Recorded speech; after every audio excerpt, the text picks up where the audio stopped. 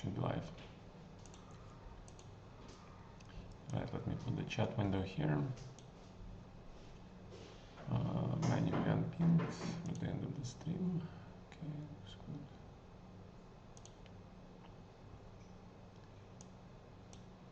Okay, chat is here. No, it's not rated. Okay, no Berserk, no Arena Strings. It's not rated. It's casual. It's gonna be 2 hours, and anybody can join, withdraw, and then rejoin, whatever. All right. So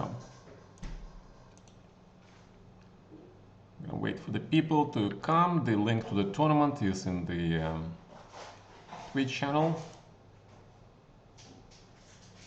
It should be in the Twitch channel, I think.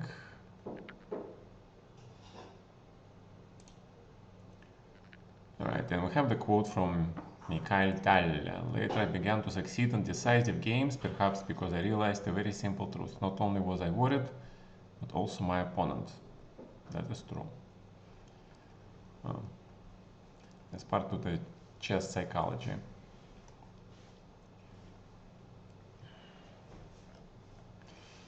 All right, let's hope we get more people, because if there will be nobody, then the tournament will be cancelled.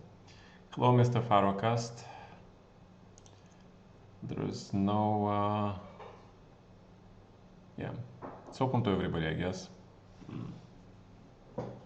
Right, let me grab some food while we're waiting for people.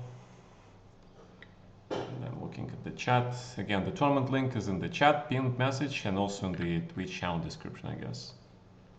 Should be like somewhere there. Right, what am I missing?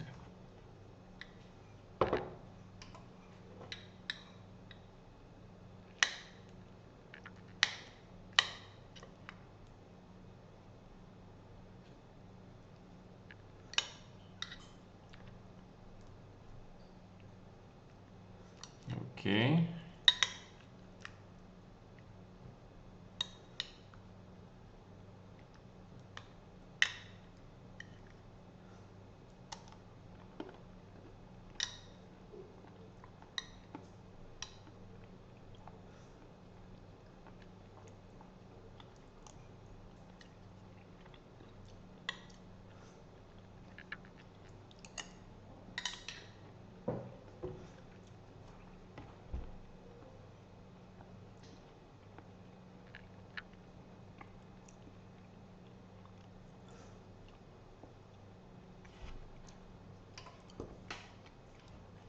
Okay, hello, Mr. Beli Salif.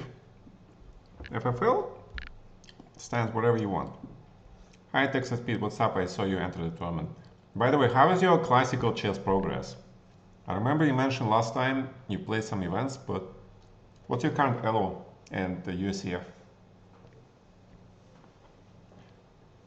I mean, you should be moving up slowly, yeah?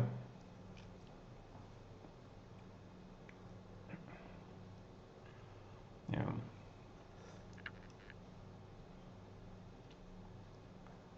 Oh my god, I remembered. Remembered what? Yeah, I don't have good memory, unfortunately, lately, so I don't remember a lot of things.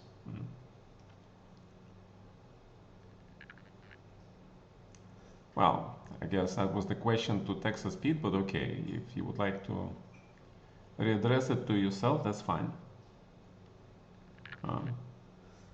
Around 2000, you need to work on time management. You're working on a coach, that's good. Okay, time management is actually very important, yeah. Time can, if you're in safe note, you can screw up in one move the hard work you did the previous 39 moves, yeah? Yeah. Yes, Mr. Beli Salif, unfortunately, I do not remember you under this nickname. Maybe you had a different nickname, maybe? And again, I said my memory is not that great lately.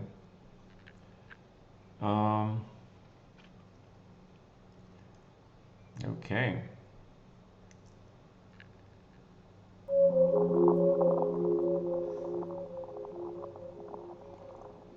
Yes, of course. I mean, yeah, because Everybody wants to make money, yeah? How do you make money on something if it belongs to somebody else who's been dead for many years, yeah? And you cannot copyright it, and you cannot get anything from it. So the only way to do this is by, you know, reinventing, reimaging, rebranding stuff and trying to offer it as your own product, yeah? I mean, people can try that, but there will be always, if it's not me, it's going to be others who will remind, you know, everyone that in fact, you know, it is Fischer who created this. Nobody now kind of remembers the era before the Fischer chess clock, yeah. But these days it's like taken for granted, yeah. You have these clocks and you can set it up any way you want, increment, no increments, different time controls. But it started with the Fischer clock. In the old days, you know, just played with the mechanical clock and you bang it, yeah. Later they came up with digital clock, but it's the same. Yeah. Fischer actually invented the Fischer chess, I would say. There are many different chess variants. I mean, Yasser Servan has variant, Vladimir Kramnik has variant. There are a lot of variants, but I think Bobby was the first to. I mean, maybe he is not the only one who invented it. That's another possibility, of course. But I haven't heard about anybody else who claims that he invented it at the same time or before Robert James Fischer. I mean, then we would have heard of that person, and I'm pretty sure Bobby would talk to that person. But not that I know of. Yeah. Do you like art? Yeah, I like art. Yeah, sure. Depends on the art, though. I'm not a specialist in art. I just like art, the one that I see. And then I put it like in my mind. I like it or not, but nothing like specific. Yeah. Yeah. All right, there is a Fischer chess tournament starting. It's open to everybody. Link is in the chat. I think it's in the pinned message. Also in the channel name, description, or something. So feel free to join. You can leave anytime, then you can come back. It's gonna be for 2 hours. It's still gonna be a little bit fast, 5 minutes and 3 seconds. But by the way, text speed, you know, it's actually not a bad idea for your time management to start playing some blitz and rapids, because it kind of forced to play a little bit faster. Yeah. Not too much, but not a bad idea. I mean, Fabiano Caruana was very famous for 10, being 9, a monster in 8, the classical 7, chess, 6, but his rapid 5, and blitz were atrocious. 4, 3, 2, so 1. It's been like 0. almost 5 years since he started, you know, playing in Title Tuesdays, and I would say that his overall game has improved. His classical is just as good, but his blitz and rapids are much better now. Any afterthoughts on the EWC? I have no idea what that means. All right. Oh, you mean the eSport World Cup or something? I haven't watched it, to be honest. I'm growing kind of disillusioned with the esports in general. So.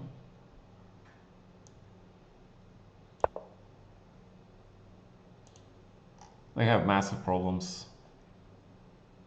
It's not regulated, it's self-regulated, which is grounds for a lot of, it's not grounds, but it's like fertile ground, okay, for a lot of abuses, etc., etc.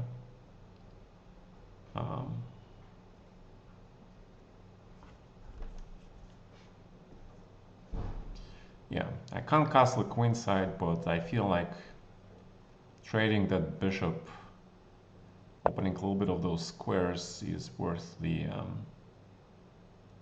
risk. Knight e6. Ideally, the knight should not be developed so early, but in Fischer chess, anything is possible, yeah? Anything is possible. Now the big question, how do I set up my position? That's a good question. c4, d3, knight c3, knight here. I can copy your developments, which is fine. But I'm kind of thinking about this e4, but on the hand f5, and then it pins. Alright, fine, let's develop normally. Pawns first, knights right behind. Harmonious pawn structures. Recent chess tournament in Saudi Arabia? Yeah, I understand. The eSport World Cup, yeah, or something. Yeah, I haven't paid much attention. It's like, you know, one thing. Remember this Fischer Chess circuit for the elite players, because only elites play there.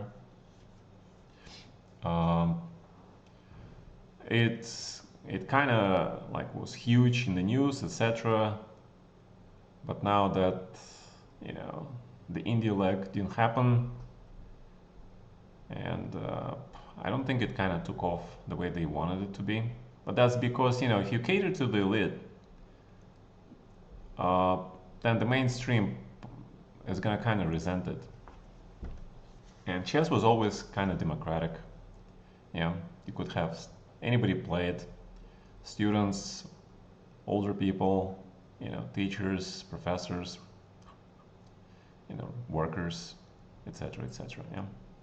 But if you try to keep it like only for the elites, okay, that's what you get. I gave them the suggestion actually to make, you know, to start from the grassroots, to start the grassroots movement. Start with the local clubs, you know, create tournaments, create leagues in Fischer Chess. And okay, they just thanked me for this input, and that's it.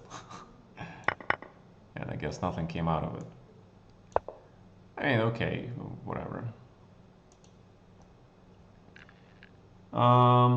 Tips for playing Fischer random chess? Well, before you start playing Fischer chess, well, you need to learn the classical chess, okay? Because it builds on it. Classical chess is the base on which you build your Fischer chess. It's the next step. Because the patterns introduced in the Fischer chess, they are way more. And the way, for example, I play this first few moves is very solid, and I try to take not any risk, okay? But that's not the best way to play, obviously.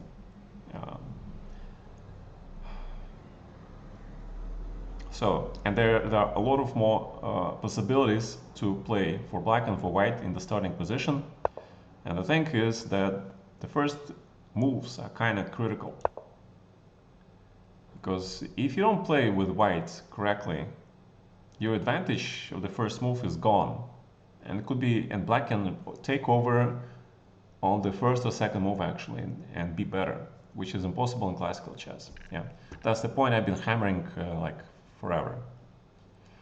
And in order to understand how to correctly play the first few moves, you really need to have this understanding of chess in general, okay?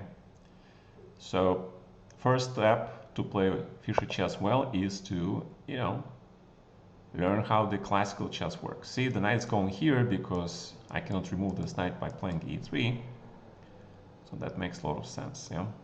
So this knight is coming here, and it will be very difficult for me to remove this guy. That actually makes a lot of sense, yeah. Alright, so let's put the queen here. Likewise, try to create some pressure.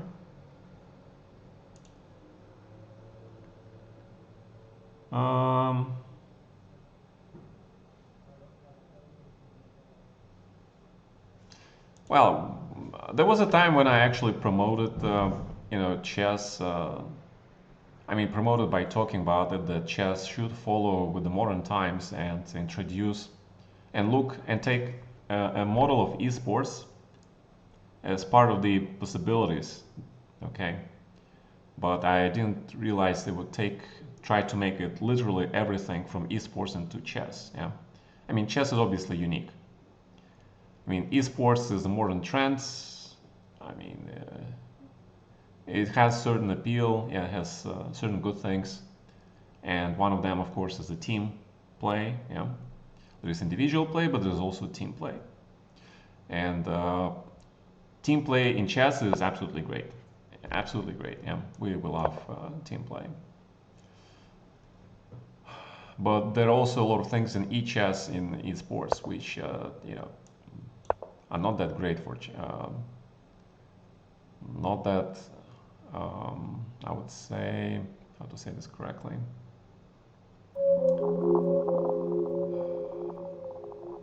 don't translate well into chess. All right, let's start maybe this. How are we gonna get rid of this knight? Big problem. c6 is coming maybe at some points, but then I need to take this b pawn. Also this knight g4, knight h6 is like one move thing. Does it work? Right, let's put the rook back for now. Because he played a5, this pawn is kind of weakened, yeah. Yes, and I would say that a lot of stuff in esports is very artificial.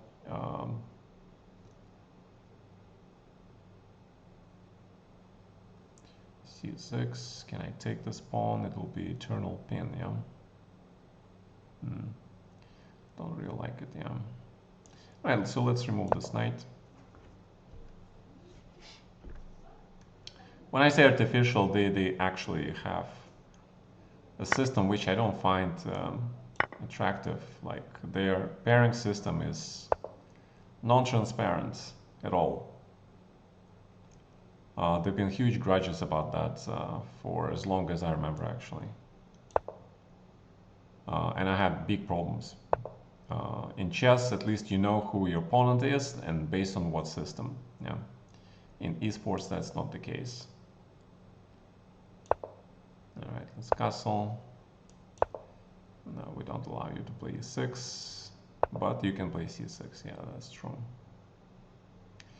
Queen d8, huh? Interesting. Interesting maneuver, man. So if I take this thing and try to fix your something here, will that work? It depends. Well, the mystique of chess, it's an interesting subject by itself. There was always this aura, yeah, of chess man as being well, okay, I think king h8 was fine because now you give me the additional pawn, which I don't think you should. So you basically managed to butcher your position in the last few moves, yeah? It's 0.8. Here, see, it's 0.5. It's very close to equal. Very, very close to equal. And before that, I think you were actually doing well. Yeah. This was not the greatest move because later that weakness on b6 came into play, yeah? So just play knight d4 immediately, yeah? Knight d4, I play this, you play rook e8, and then you just play c6, yeah? Knight f4. I'm just very curious, how should I have played this? b4 is correct, knight e6. Okay, so black's fine, actually. b6, take here, queen b7, d3, castles, knight e3 is fine, knight c6. Knight d4 actually can play immediately, yeah, and over f5, yeah. So black's fine. So your problem was this move. Because now knight on d5 is very hard to get rid of. But you manage. This was chicken move on my part. Yeah, I was trying to get rid of this knight, but f4. I was kind of afraid of this, to be honest. Ah, f5. Okay, that I didn't see. That's the thing about Fischer chess, is that you have these patterns which you don't see in classical chess. This is new.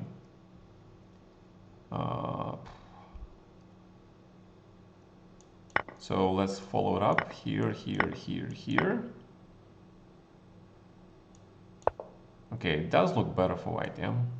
Because knight has the square, potential weakness, open file, and terrible knight on g7.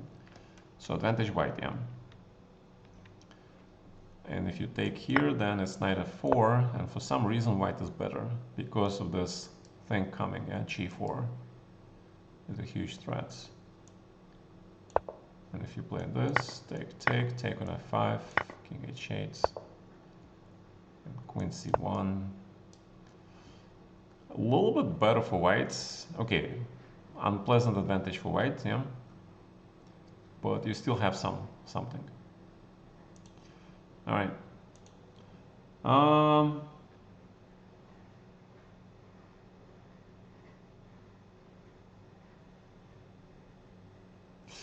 Well,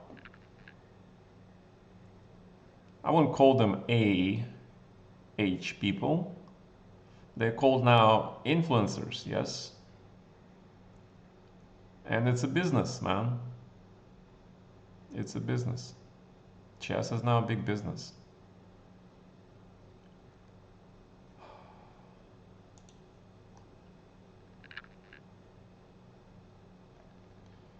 All right, let's not monopolize the chat, so other people can also discuss.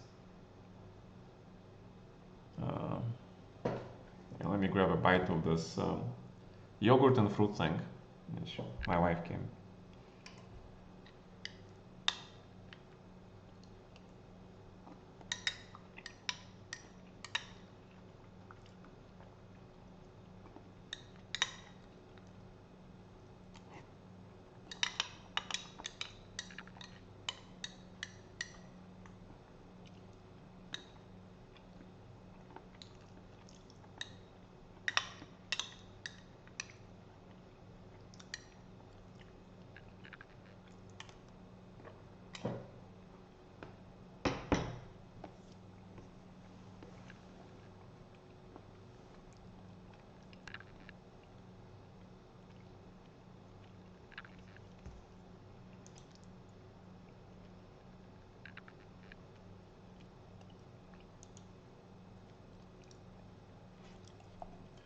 Yeah, probably it feels a little bit cut off, yeah?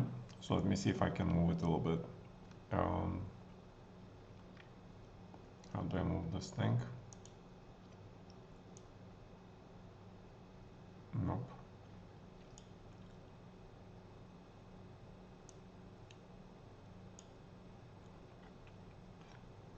Okay, I need to push this probably, yeah? Make here. Yeah. Yeah, here, and then we move this thing here, yeah.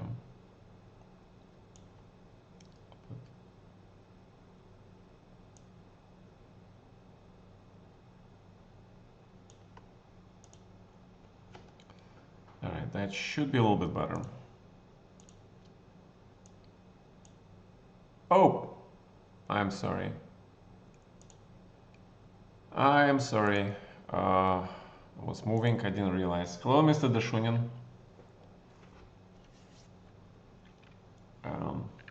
Bon appétit. Merci. Merci beaucoup. Yeah, hello, Mr. Dashunin. Sorry, I was trying to fix the chat window and the board window. I didn't see the game started. Sorry about that.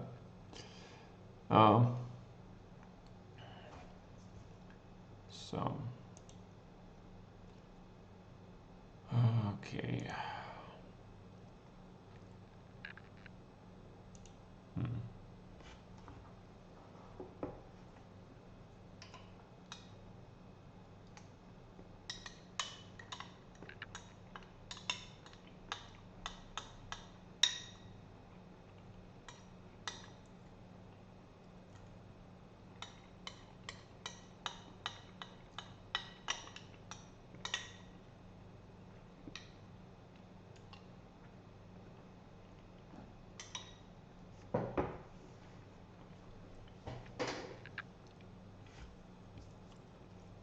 No, it's not blended. It's yogurt with a little bit of the dark chocolate and peaches. All right.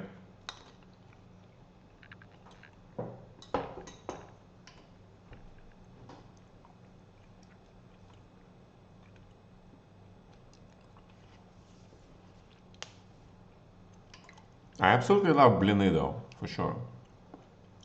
A good blin is hard to find these days. Yeah. But okay, what blin is a crap, yeah. Um, it's crapus, yeah. I have no idea how to pronounce that thing. It's crap. It's not crap, yeah. It's crap, creep, whatever, man. All right, let me actually. Um,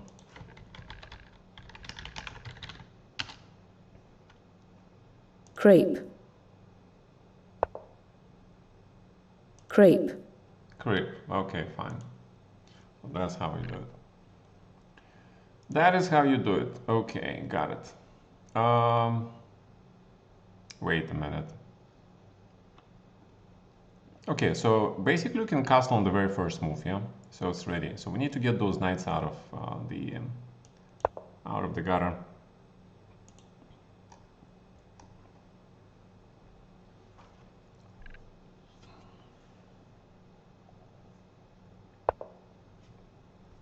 Okay, here I think I have to play this. Otherwise he plays d5 and then my pieces are stuck. So the big question, should I play d3? Keep this bishop on this diagonal? Or should I play d4, yeah? Well, in this case I think you should take the space. The same rules which are in classical chess, they generally apply to Fischer chess, which means, you know, get the center, develop your pieces. A lot of times the same basics apply. But now you see we have a problem how to develop this knight because this guy is here. And alright, we're not gonna castle here for sure, so let's do the castling. It's very logical. Another big question, where does this bishop go? I actually have a very interesting idea. Can we play this?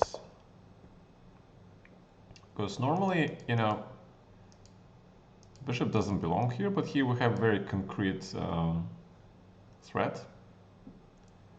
And we kind of managed to get this bishop out of the way before we develop this knight here. On the other hand, you could play f4, you could play bishop here and knight here, yeah? That's also viable. I don't think there is a problem with that. So,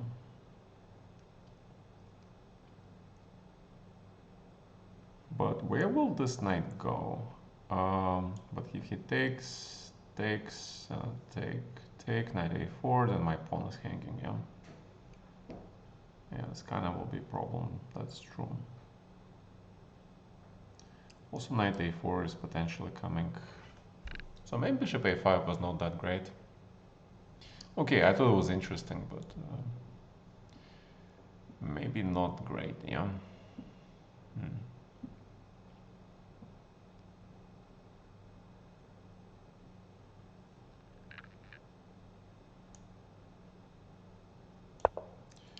So we are protecting the pawn, removing queen from the x-ray, and potentially we can play this and actually put the bishop back here, yeah? The big question, of course, should I play e4 or e3? Another big question. So a lot of questions because the pawn structure here is not fixed. I lost the point because I forfeited. I was trying to fix my window on the stream in my OBS, and the game started and I didn't see it. For some reason there was no sound when the game started. Usually there is a sound when the game starts, and maybe there was, but I didn't hear it, and I didn't react. Yeah, that's what happens.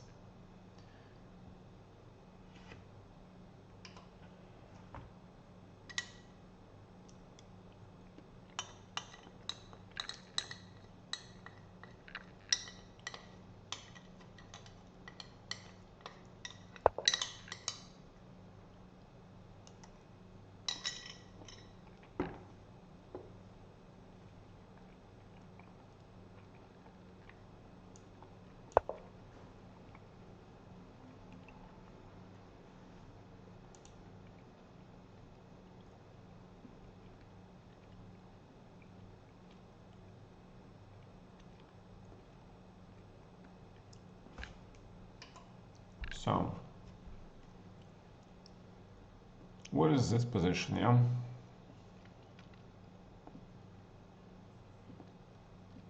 I would say that white should be better, because queen e6 is definitely uncomfortable. Is it much better? We only will know when we check the engine evaluation. White should be better here. The big problem is this knight, yeah? Once I get this knight out here to f3 at least, and then I'll have development complete, then white will be better for sure. But that's two moves, two tempos, which... So the big question, what can he do in the meantime, yeah? What can black do? I'll play like this, okay. So let's play like this. Now the pawn is protected, yeah. I can put the bishop to oppose this guy, also close this pin.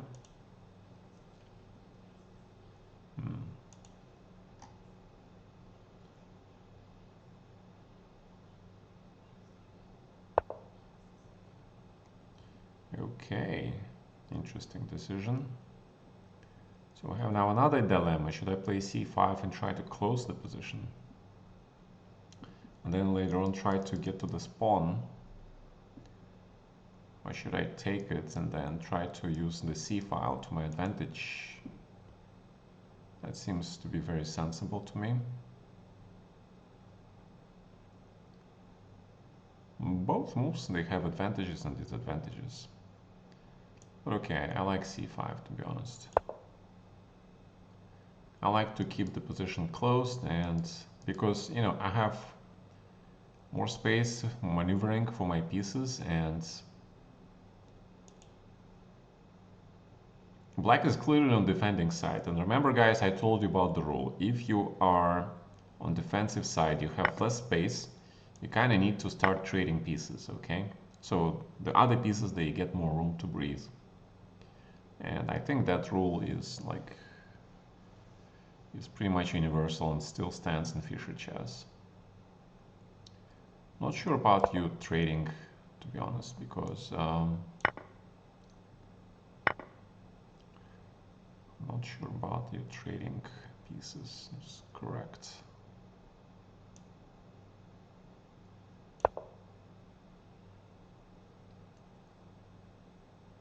So taking away the square, potentially we have e5.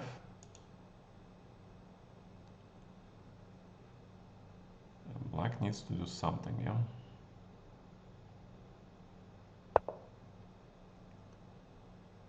Okay.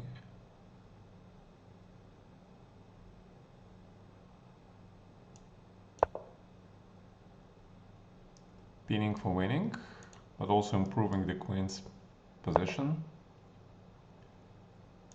Okay, chasing opponent pieces off your side of the board.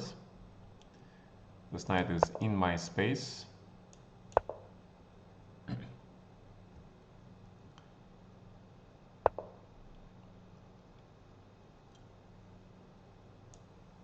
where will your queen go?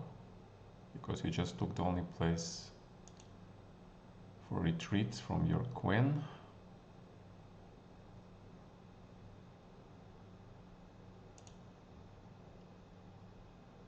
Mr. Preyborn TV. Mr. Nifa. Alright. In your opinion, which most gifted player you ever played? Of my generation? Well, I would say that in terms of the raw talents, I would say that was always Vishy Anand and Alexei Shirov. Okay. In terms of hard work, that was always Vladimir Kramnik and Veselin Topolov.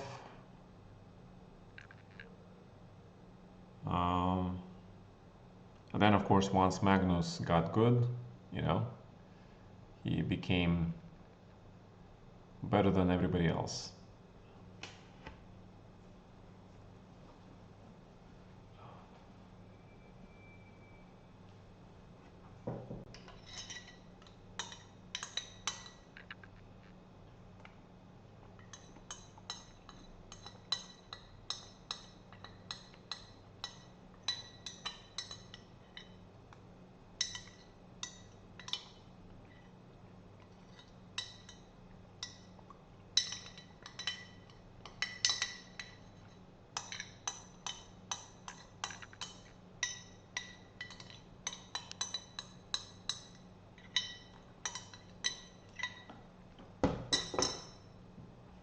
Alright, I apologize for eating on the stream, but you know, chess is very brain intensive stuff, and food gives me kind of energy to think, yeah, and to play. Okay, it's also light food, yeah, so it's good for your brain.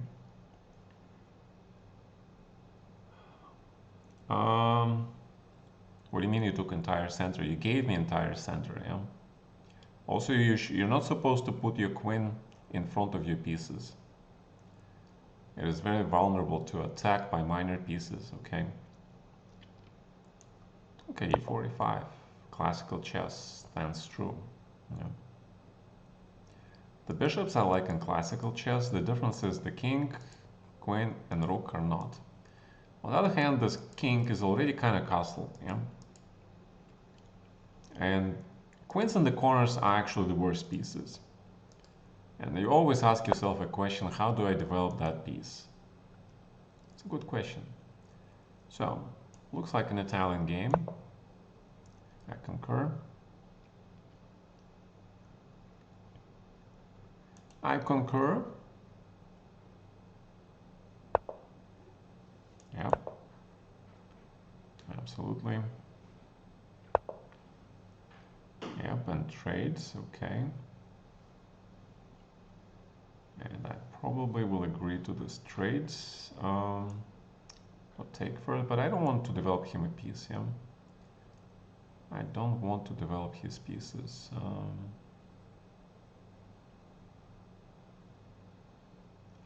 So now we got sort of a dilemma what to do with this bishop. Should I take? Should I play bishop b6 or just ignore, yeah? I think I should just copy him. Another big question where this knight is going, f6 or e7, yeah? It's kind of a big question. Alright, I think it becomes clear that this knight must go here, cover these squares, and potentially then queen can come out like this, yeah? Also the knight can go here. So f6 looks reasonable. I can probably take this bishop, because if he takes with the pawn, it's like dead draw. I need the knights opened, yeah? And maybe there is f4 potentially. Okay, fine. Let's take this. Knight to e6. Now the square is free. Also, don't forget, he already castled, but I can still castle here, yeah? So it's not that clear. Not that clear if I shouldn't castle. But on the other hand, if you castle here, then this queen will be like the worst queen in history of chess. So you don't want to do that either. Alright, so let's castle. Let's play normally.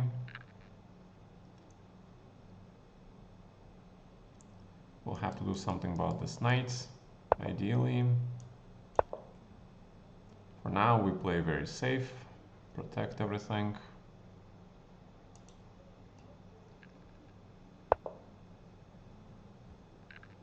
Yeah, one of the things in chess you should not ever freak out, okay? Try to keep your thoughts, your emotions under control. That's critical. If you let your emotions run, it's much harder to be objective and evaluate objectively and everything objectively, okay? This allows me to play h5, which I probably should do. Because you cannot reach this pawn by the knights.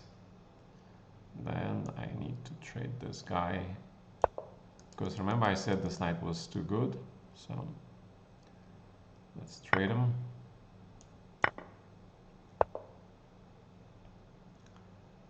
And let's trade this guy too.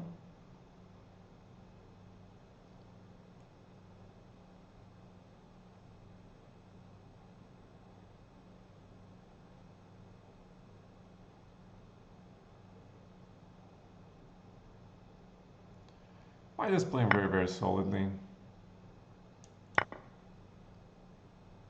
Yeah, but I don't think he should have traded his knight. He should have just played knight e3 or something.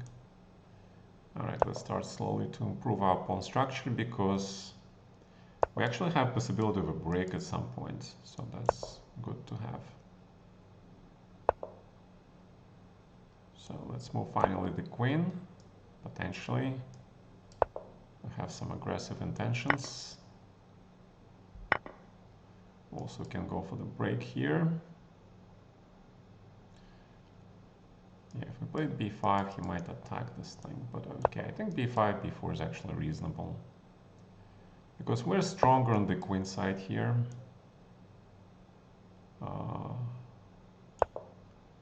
We're definitely stronger, because the rook is here and the pawns are more advanced. So let's move the king just in case, to avoid this.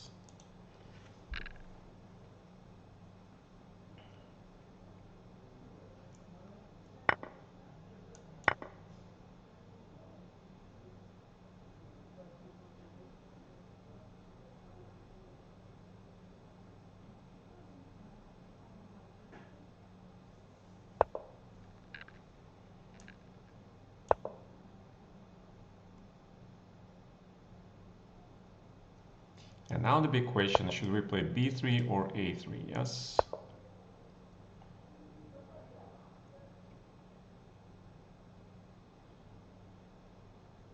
I think a3 is more logical, because we're creating passed pawn, but also creating potential threats to the king. ab at some point looks pretty scary, I would say. So he's going for this. That's a pretty good idea. Alright, let's trade one pair of rooks.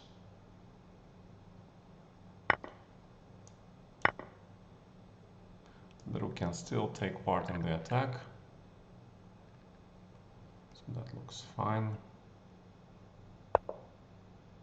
This is a good move.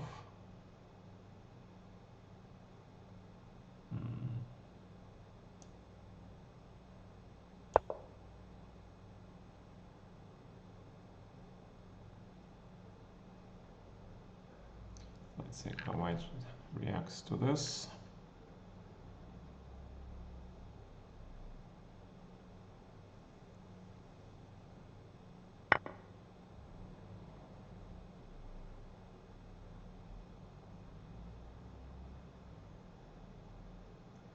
If I take, he can play this, yeah?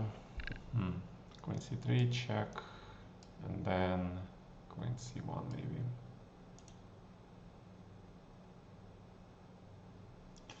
Well,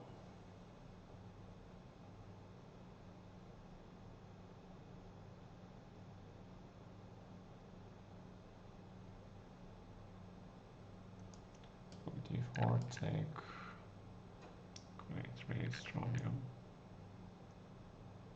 Then queen c1 is unpleasant.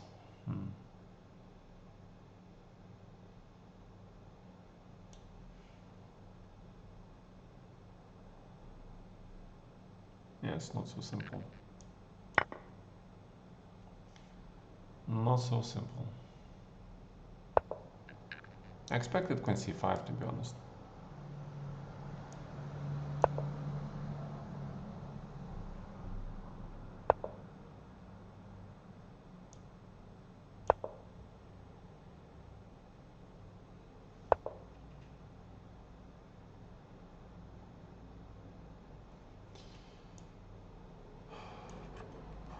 Yeah, that's a good move.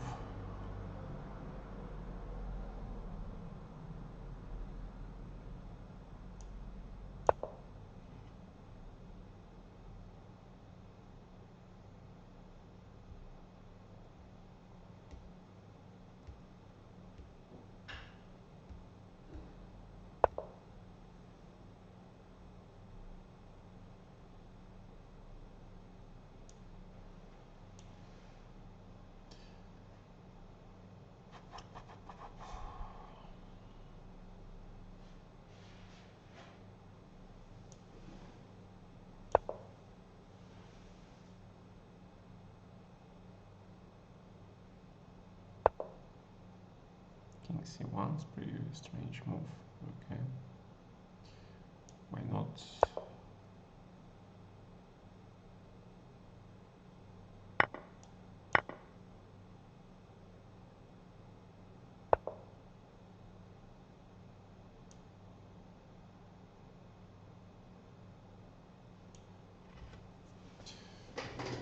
Okay.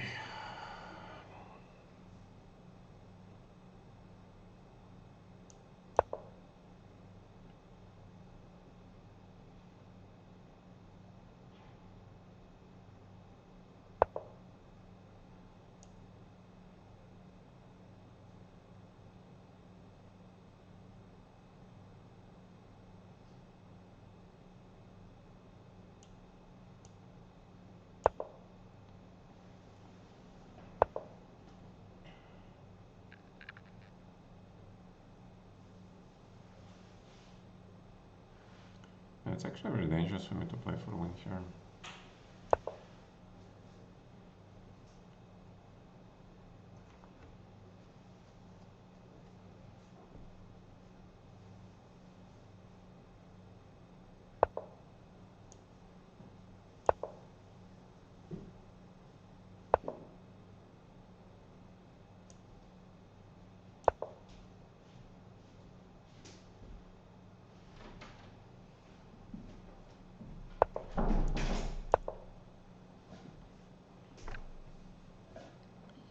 Alright, so what is this?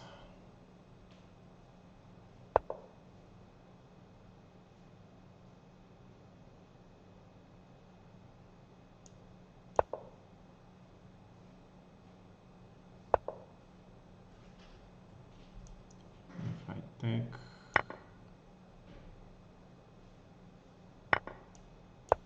here, I'm taking risk here, but okay, I'm just curious what will be happening here.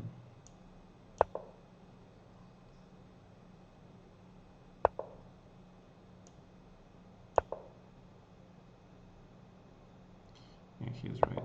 I got nothing. He's right.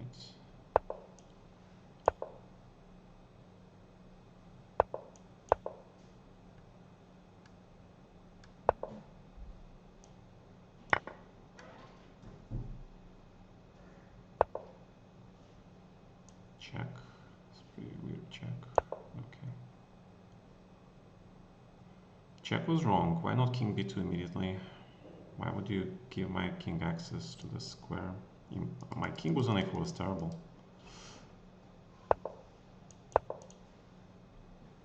I mean, it's still draw, yeah, for sure.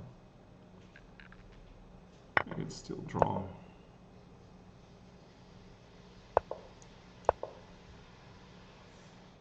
But my rook is kind of active.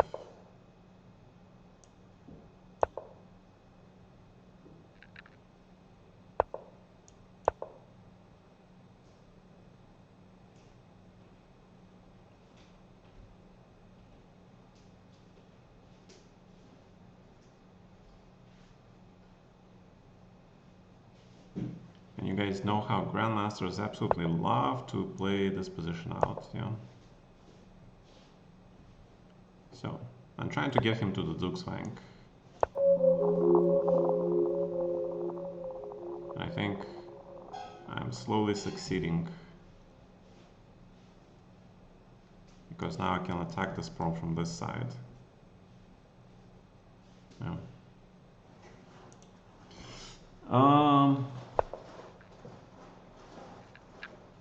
Well, you don't know for sure, yeah? So, let's keep such comments to a minimum. Yeah, rook a3 is very good. Yeah, it's only defense, I guess.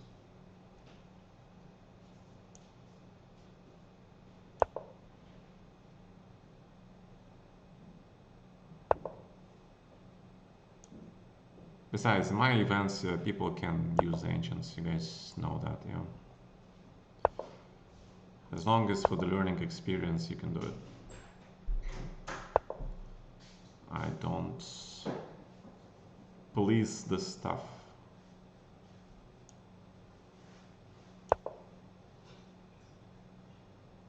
All right, so let's see. Take, check,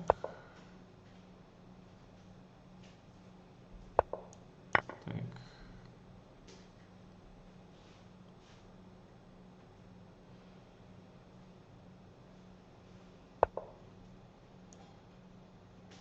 King b3 feels wrong. King b3 feels wrong. Rook endgames are notoriously very difficult to play correctly.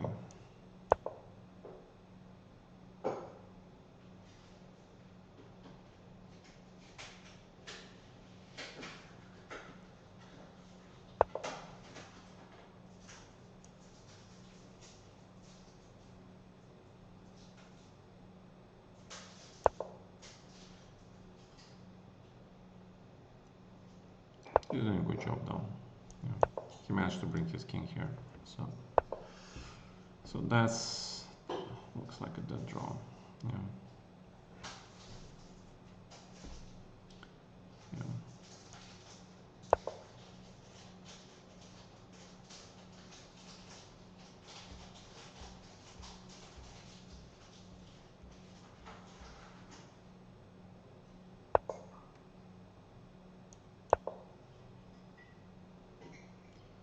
Now you'll have to demonstrate another theoretical drawn position. This one is a little bit more difficult to demonstrate. The easy draw was to keep the rook on the third rank, yeah? And then once the pawn moves, then you go and check. Like, we all know this, yeah? So he decided to go into this position, which is still draw, but it requires like more expertise. But this is not a draw. I think king f1 or king d1 is a draw, yeah? I'm not sure which one. This is just dead lost, yeah?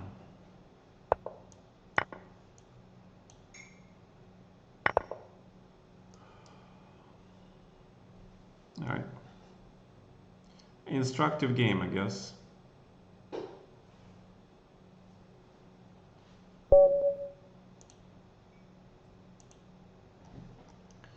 Okay.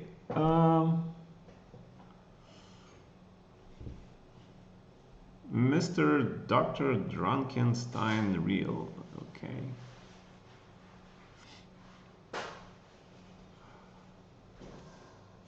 No accusing of people in my channel, please. Okay, please.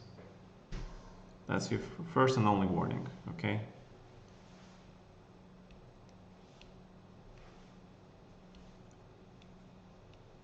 In my events, again, people can use engines whatever they want, yeah? So, I don't care. If I don't care, then so you shouldn't either.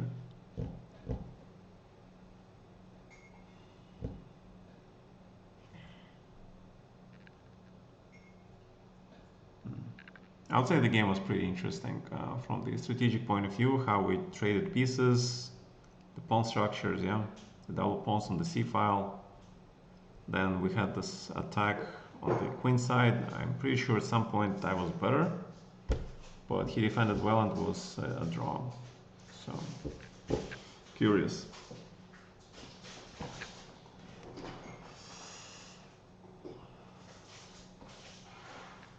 Well, we don't know what happened, okay?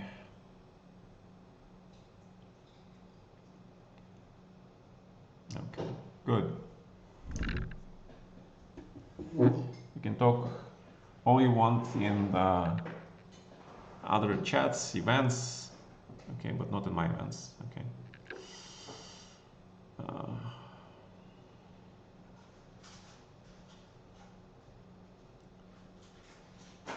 Because once again, in my events, cheating is not a problem.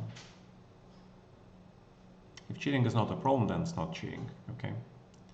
Cheating becomes a problem if it is forbidden, okay? But if it's not forbidden, it's not cheating. You get it? Good.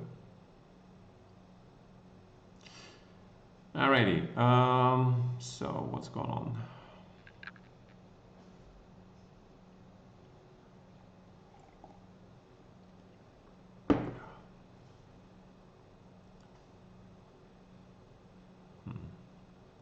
The bishops on b1 and g1, very interesting. Very, very interesting. Let's see. Andromeda, 8 points, first place. Good job. Andromeda, how's your chess, buddy? Have you restarted your tournament practice? You're actually playing a pretty strong dude, so I'm not sure if you remember, but he was part of the Tomsk Chess Club events we had, and you came once during those events, yeah. So keep that in mind.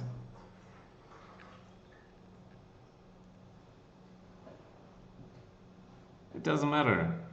We're just here to play some chess, to discuss the games, have fun, and get experience of playing Fischer chess. You want to play with engine, you want to then play it with engine. You want to play without engine, you play without engine. It doesn't matter. Ratings here actually in Fischer chess are way behind, I would say. I mean, my rating is 2494 here. Like, do you think it's my real rating? Maybe, I don't know, these days. Maybe it's possible it's my real rating. To be honest, I don't give a damn. And of course, nobody uses FIDE ELO ratings, yeah, so in online chess. So, can't trust online chess ratings, that's for sure, okay. Alright, you should not have allowed me to take center like this, because now black is better, yeah. Taking center is very important, regardless of the chess you play, classical or Fischer.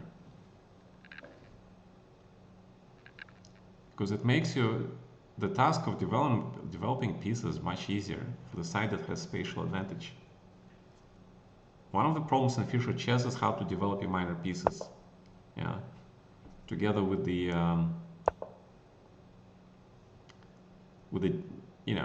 pawns in a harmonious way again. So, but the side that controls the space is much easier to solve this task. So then we have a question. Yeah, at some point, should we play e4, close this bishop, or play d4 and close that bishop? Interesting. I have no idea. Yeah, I like to develop the knight on b6 too, but it's not always clear when to do that. Yeah. All right, so let's do this. I think it's very decent knight developments. Maybe the knight can go to c6, another possibility for sure. Yeah. And now is the question, should I play a5? And I feel like I should play it.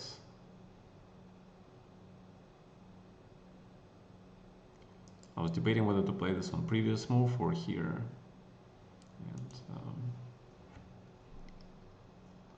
And the debate didn't have any results. Okay, so now we have pair of bishops at the cost of the double pawns.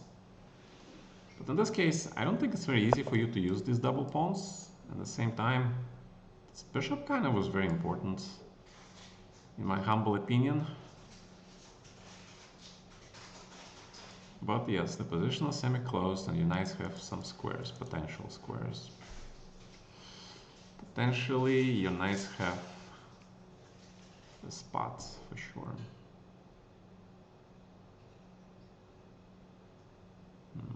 I think this is decent square for the queen. Again, opening the square for the rook in case I want to castle here. And now the question with the bishops. Yeah, where will I put my bishops? Here, or here, here, or here. Yeah. So g4. Do you really want to play g5? I don't think so. For some reason I really doubt that. I doubt that, but who knows? Yeah, this is a useful move. Maybe also I can play this, then play like this, e4. Well, I'm not sure. Maybe my bishop belongs actually somewhere here. And that actually makes more sense, yeah? So maybe bishop here, then go for b5 or something. Yeah, let's do that. That will actually kind of stop his idea of putting the knight here. That might be useful.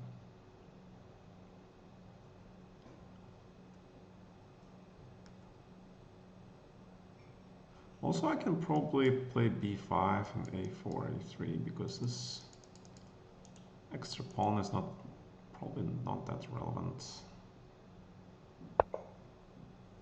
Okay, first let's complete development, yeah? Let's complete development first.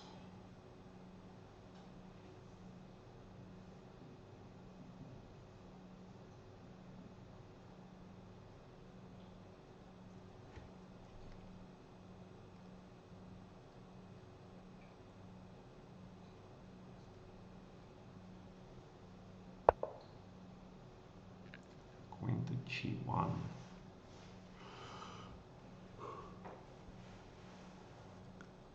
Somehow I don't think you're gonna castle queenside, you know. Doesn't appear to be strong, but you never know.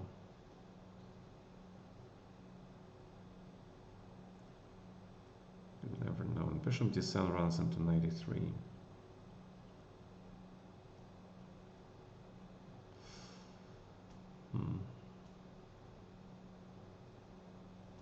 Yeah, I'm debating where to put my king, here or here, yeah? To be honest, I have no idea. But to me it looks like here the king will be more safe. So let's put it here. Because he can't castle here for sure.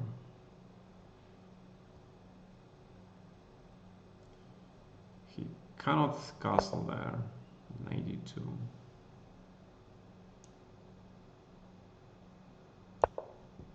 Alright, let's put the king here, just out of the harm's way.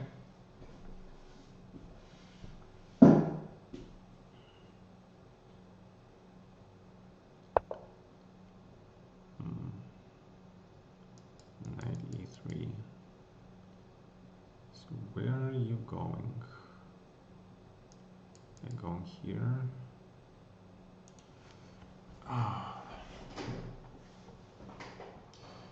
you really going there? Or are you just gonna preparing for c4 maybe, yeah? That seems more reasonable. That seems like a reasonable assumption, but now that the knight is no longer here, my bishop is free to put pressure.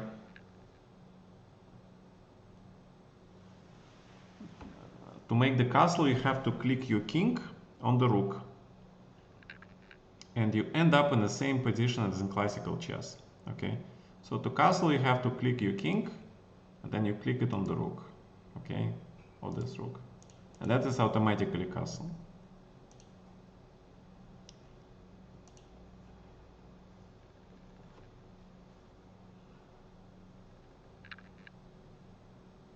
Maybe you do know a program where I can give L ratings of the players and it gives the probability of their winning chances of a round-robin chess tournament. I have no idea, man. Are there people who have never played chess but could beat Carlsen if they devoted themselves to it? Very unlikely. But of course, if they practice with the engine every day, but I mean, if you say never played chess, does that mean that you never played any games, training, practice, series, classical, blitz or something? Not a single game? No. If you don't play chess at all, there is no way you can beat not just Magnus, but anybody else. Any grandmaster, I would say. The chances are minuscule. The chances of you beating a grandmaster are minuscule. Yeah, I don't want to open your bishop. What is your next move?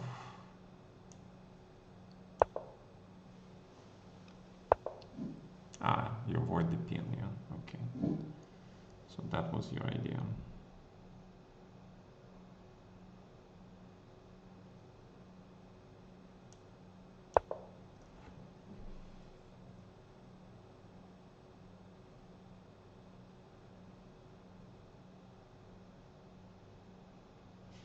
I'm just playing prophylactic chess for now. Let's see what you want to do. Hey, Mr. Turnman, what's up? You try to make castling, you move your king.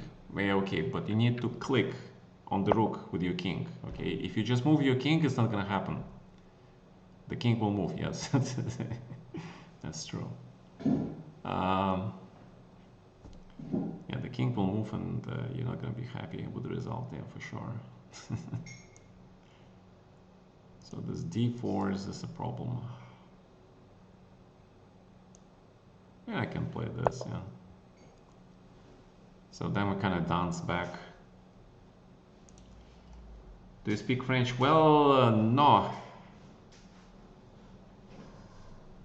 Je ne pas parle français. Bien. Je parle pas mal.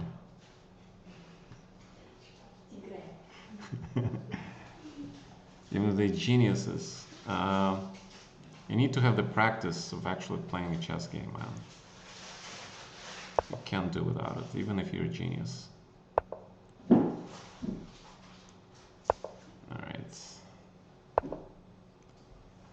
It's moving around. Alright, let me do this. Then take, c4, take on a5. Right, let's do it slowly, I guess.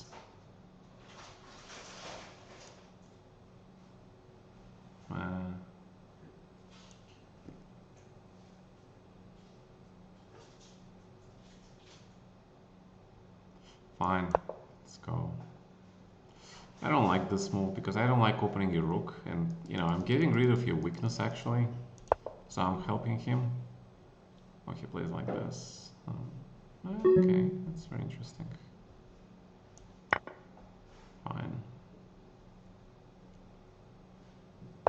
Fine. Wait, why are you not taking my pawns, man? What are you doing? You're giving me free stuff, yeah?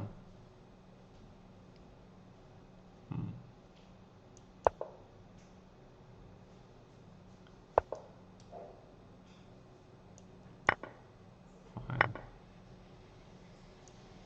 I'll take your things.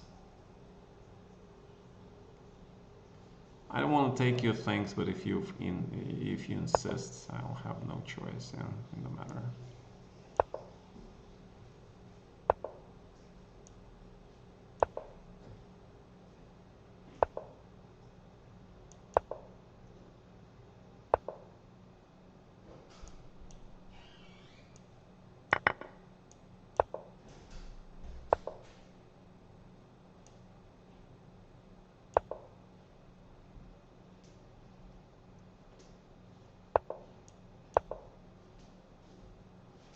Now the knight completely blocks everything and starts munching.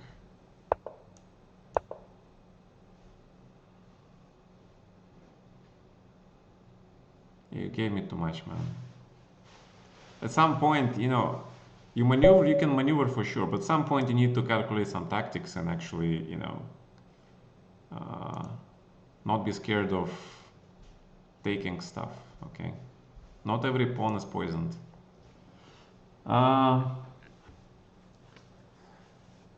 Well, I would say that pretty much any language is tough to learn when you are like after 50.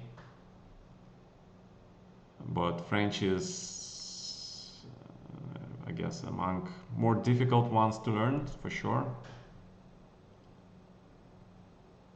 But I'm trying.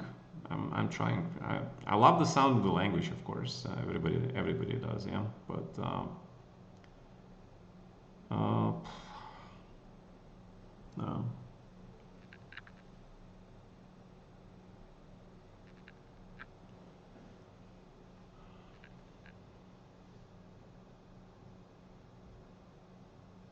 Yeah, I know it looks weird, and I'm just, I'm trying to avoid tactics as well. Okay, I'm kind of lazy to calculate tactics. I'll be honest. So I try to, if I can win the game without, calculating tactics and going into some extra mental work, yeah, I'll take that. Okay, I'll do no mental work and avoid it as much as I can and try to win by maneuvering alone for sure.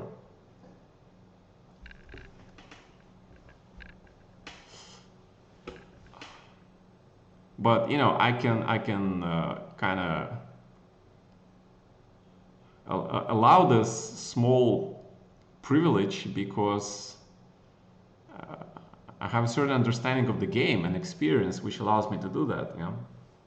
But if you're just starting to play chess, you don't have such a luxury. Yeah.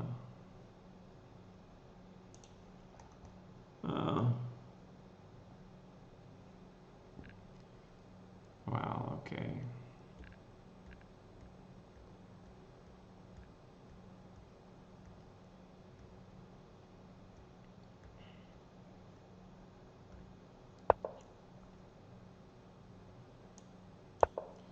Now that Magnus has all the titles in the world, including the esports champion title, I think he can finally rest and stop trying to prove that he's the best, yeah.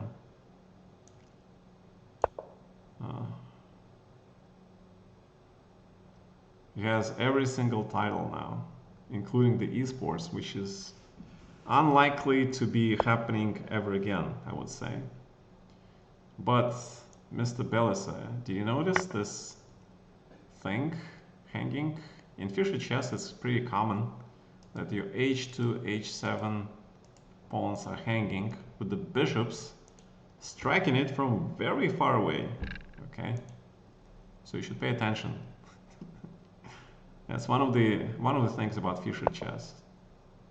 Pawns are hanging. In addition to pawn, unfortunately, also gave in exchange, man.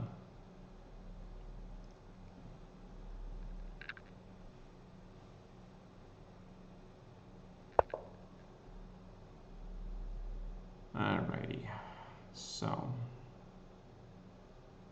bishop e2, bishop c2. I kind of like bishop here. Ideally, I want this bishop on this diagonal, like in Spanish game, yeah. But it's gonna take time to prepare that, so.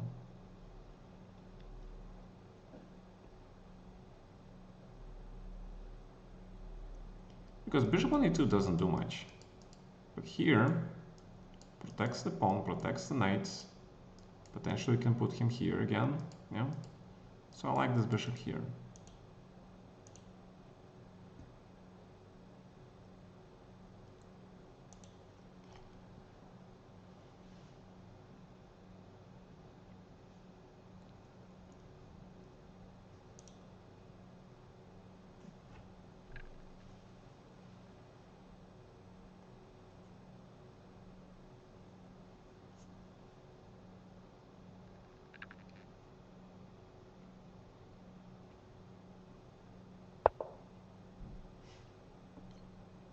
As mentioned before, bishop goes here.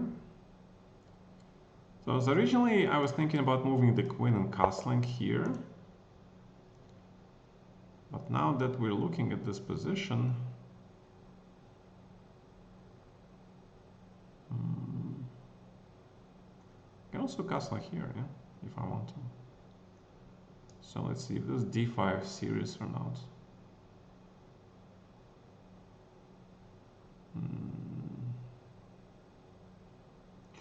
I kind of don't like it, to be honest.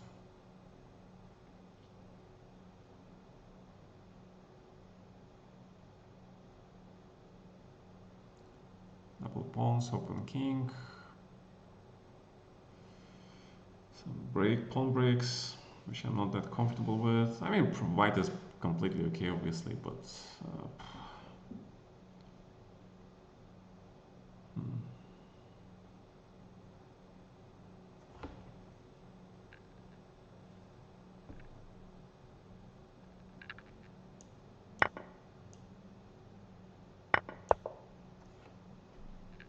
yeah, why not?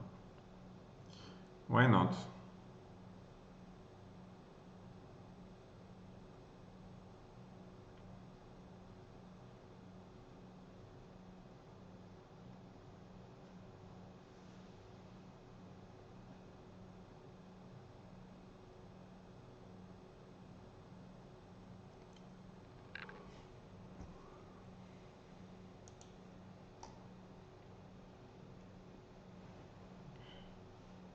Also, please write in English, okay, so people can understand.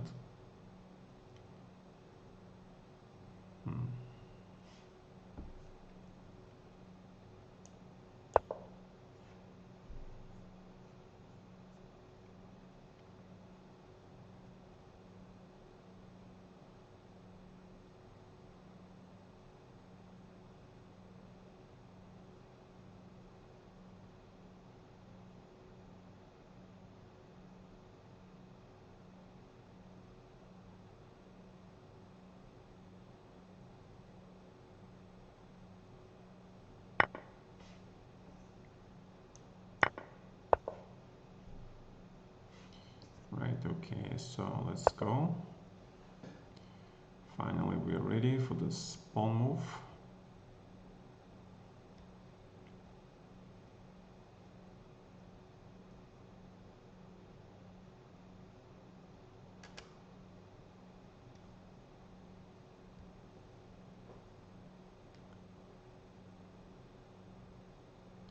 So again, you see I'm preparing the pawn central movement. Kind of makes sense, yeah.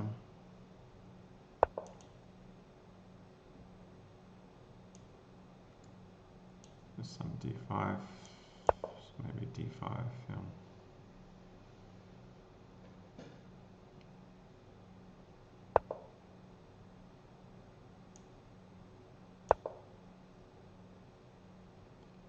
So extra pawn, extra exchange, solid structure. I'm pretty happy.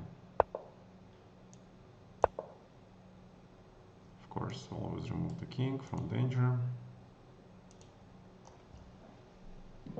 What's up, fellas? Stay peachy. Huh. What's up?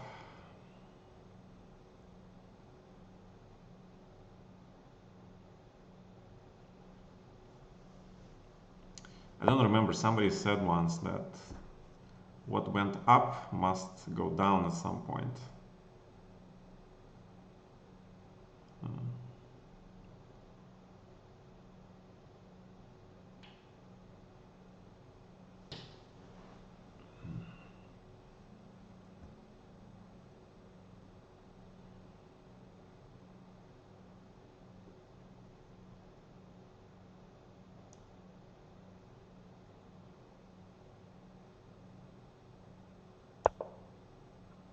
Why not?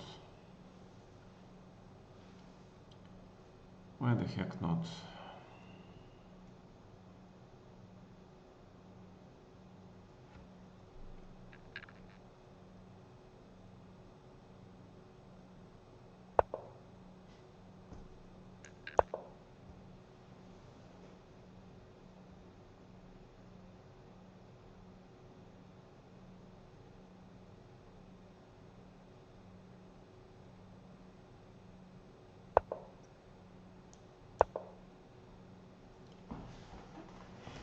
So that was the idea, to remove his queen from f4.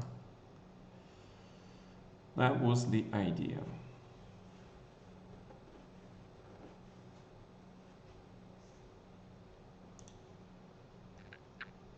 on double pawns with knight c4.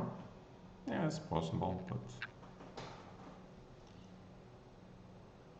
I want to try to trade the queens, because once you trade the queens, you get zero risk playing the game.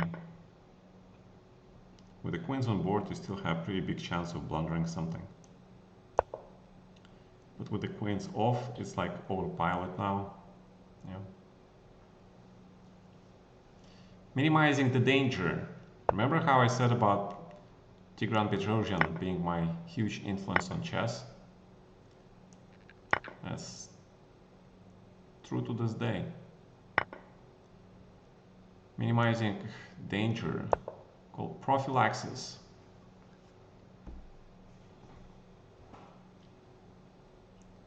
Is well and alive.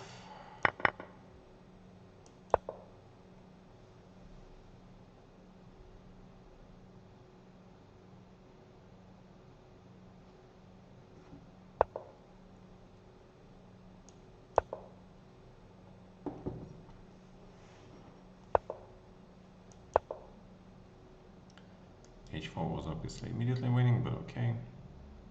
Anything wins here pretty much.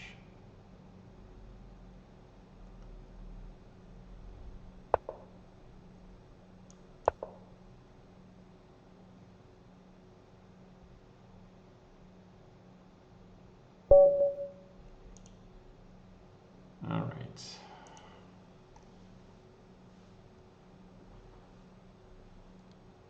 We have, how many people we have? Oh, we have actually 17 people. Wow. Thank you guys for joining and practicing. Andromeda made a draw with somebody.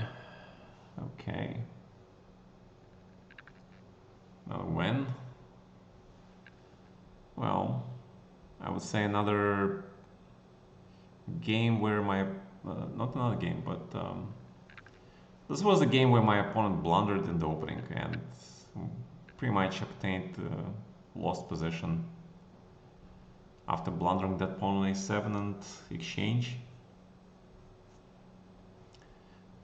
It was just a matter of, you know, exchanging stuff and minimizing the danger. So that's the evaluation of that game. The win comes. We're not looking at the result of the game. We're looking at the way we played chess. Yeah, g6, 5. This is a standard Fischer Chess bishop position.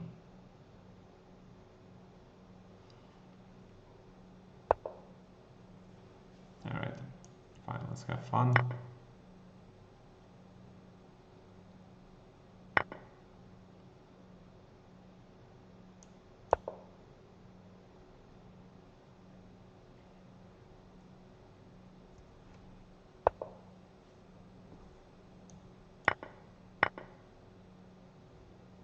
Yeah, but you allow me to take more pawns, no?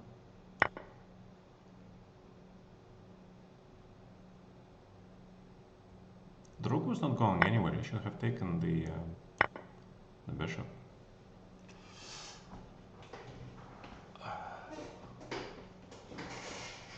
You had like a lot of time, so you know when there are tactics in the game and you have time, you should definitely think and calculate. You know, intuition is good, but alone it's not enough.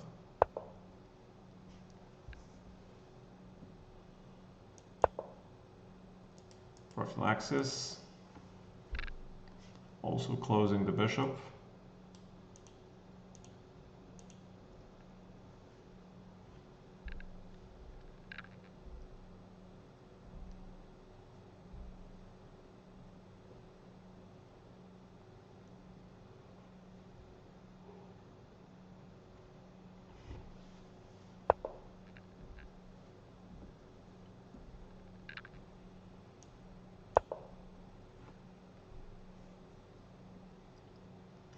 restricting this knight so he doesn't jump a lot.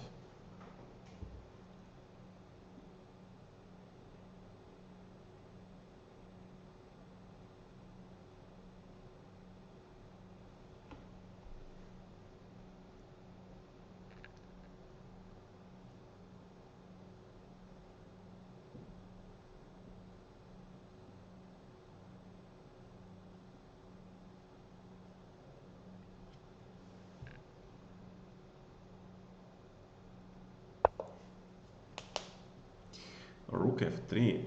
My god, what is this move? It's very creative. Okay, let's improve the queen.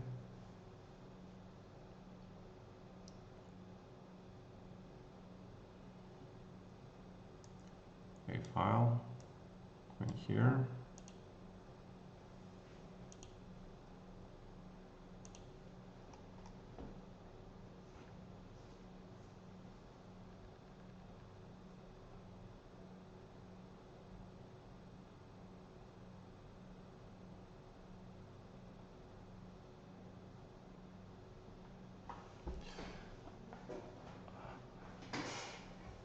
Yeah, well, you know, chess is the game where you can play the way you want. Yeah. So you have to find what is your preference for how you play chess, and improve your strong points and lessen the mistakes that you make. So when you play different people with different styles, you learn different things, okay? But I would say that prophylaxis is kind of universally important.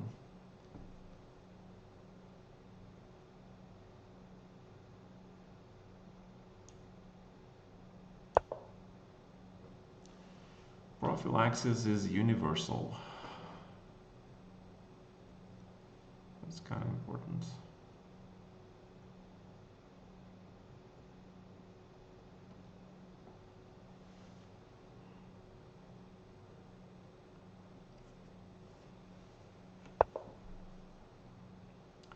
So now we have a question how to proceed here. Yeah.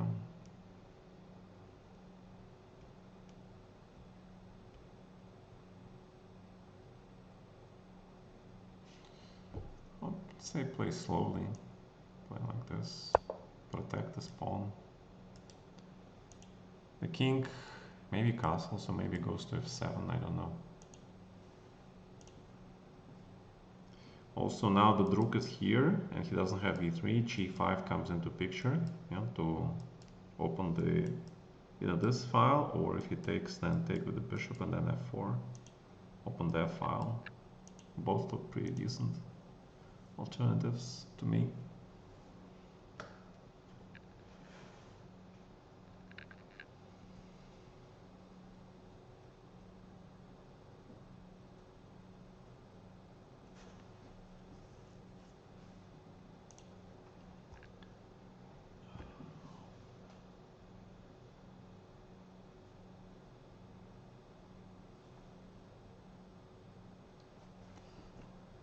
Yeah, we've been playing only for 1.5 hours and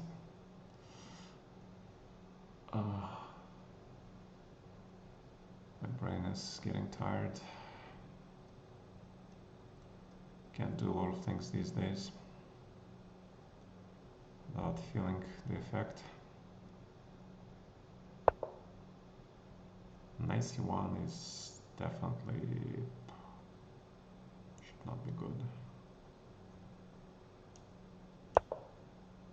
See, you took away the square and I immediately engage, yeah?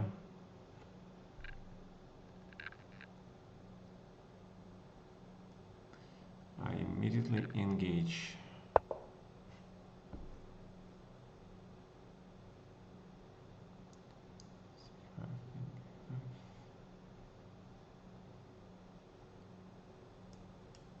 This is tempting, but so is this.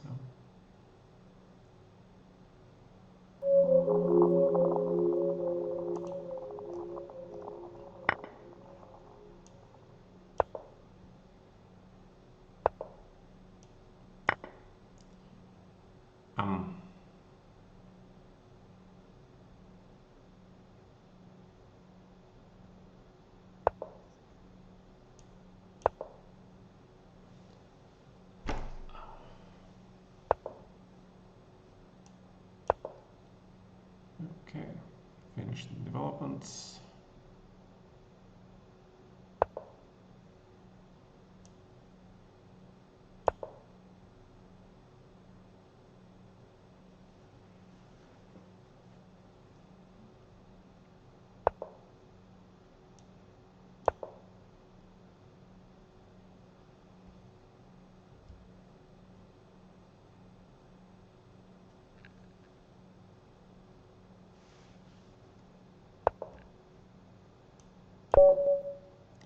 And checkmate, yeah.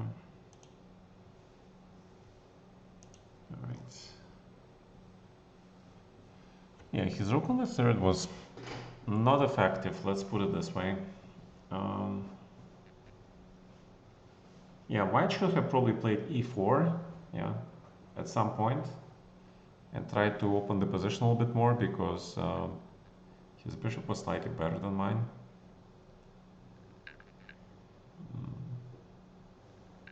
And then castle and then go for f5 or something. That would have been a big fight. Though with extra pawn, I think it's still advantage for black.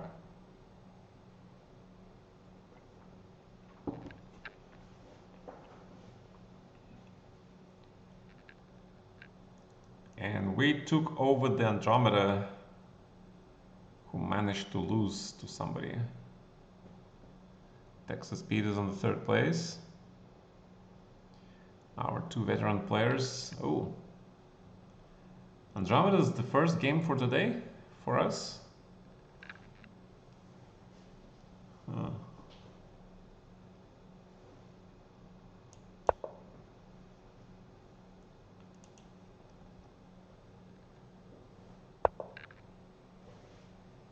Where you miss all the tactics. Well,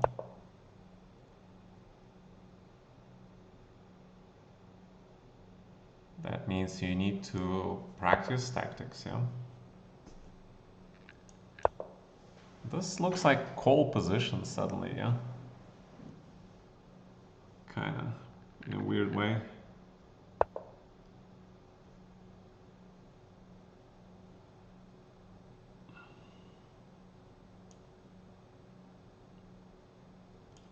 Yeah, I don't want to play this. I want to play this, yeah. I don't want to play call, I want to play something else.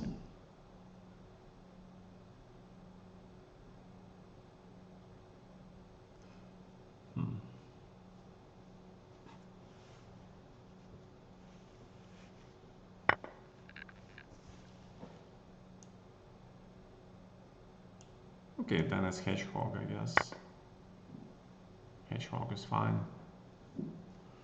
Especially with rook on c8 already, hedgehog looks really good.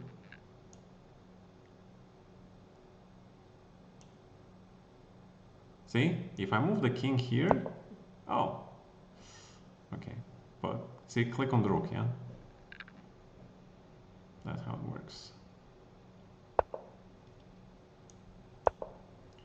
Yeah, the bishop must be on e7 and hedgehog.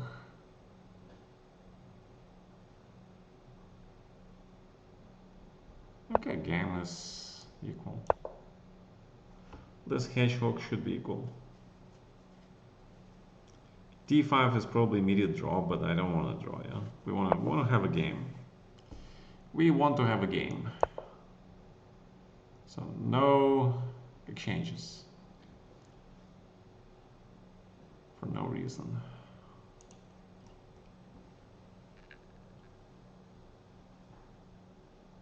Well, games of positional play? It depends. You can play tactically, yeah? If you notice all the strong grandmasters, especially like in this Friday Fischer Chess, they kind of like tactics, yeah?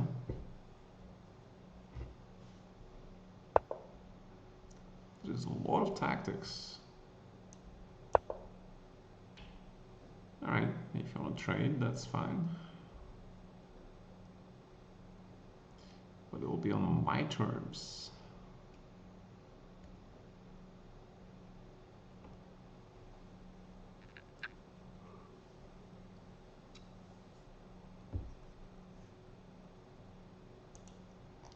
I like to play positionally because I have a certain sense of how I should play the game. But again, you can play tactically, it's fine. As long as you calculate correctly and you manage to, you know, uh, reach the proper evaluation.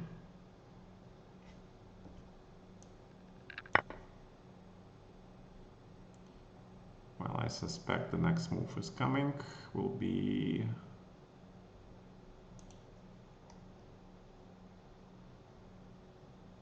Yeah, not here, not in this tournament, but in general, if you watch Friday Fischer Chess on chess.com, which I don't, but sometimes I log in and I see, you know, like Hans Niemann playing or some other guys, and it's kind of curious to watch them play Fischer Chess. Of course, Nak is also one of the best in Fischer Chess, and so is Wesley and Aronian. Yeah. But all these guys are like old timers, yeah.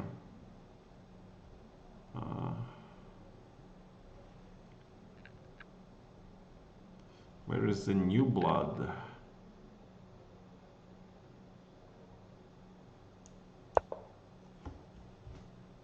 Yeah, we need to do something about this pawn structure.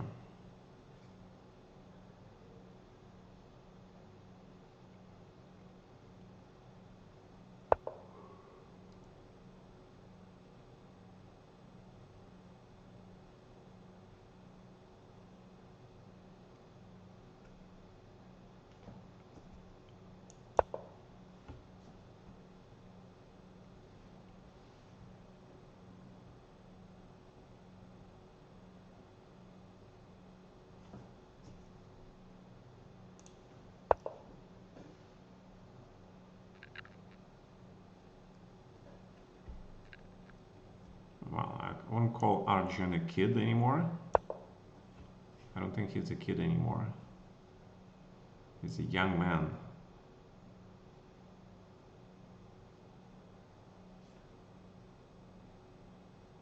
We go about kids, we should talk about Faustino Ora. Yeah, that's one. Are there any other kids like Faustino Ora?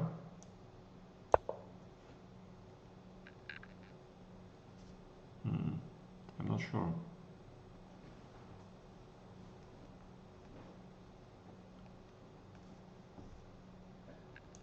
I mean, he just beat Peter Svidler in the classical game match, yeah? A game which I annotated for Europa Checks.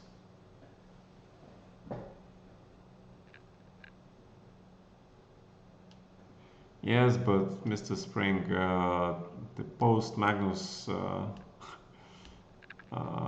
generation, they are not kids anymore, yeah? I mean, chess is extremely rapidly evolving game where, yeah, he's just extremely solid, yeah? I mean, White is extremely solid here, and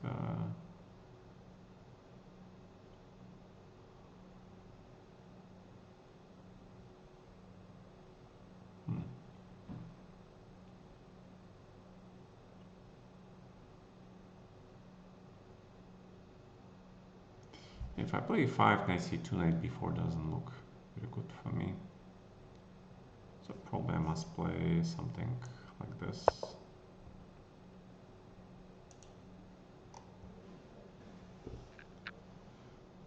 Or I get crushed by Anand. Was it really crush? What was the score? Did they play classical or rapid? Because there is a difference. I heard about the match, but I didn't pay attention. Yeah, okay, but rapid is not the indication. I mean, of course, I understand that for Vishy Anand, you know, playing rapids is better than classical because he doesn't get tired as much. But in rapid chess, your experience and your intuition plays a huge role. Okay, so I would say Anand had a very clear advantage playing rapid games. And then if you notice, when Oro played classical chess games against Fiedler, actually Oro crushed Fiedler.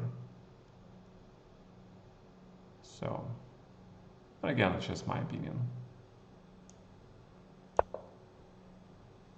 I think in Rapids, Vishian had huge advantage, and of course he crushed him. Of course he crushed him. Yeah, of course. I mean,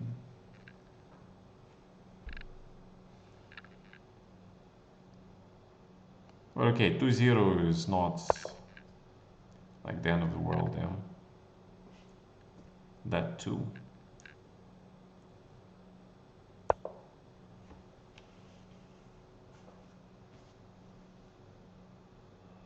I mean, if we talk about Spassky versus Fischer, Fischer forfeited the first game and then he lost the second game, yeah? So they started 0-2. Does it mean that Spassky crushed Fischer in his first 2 games match? Yeah, I guess he did. But nobody talks of it in those terms, yeah?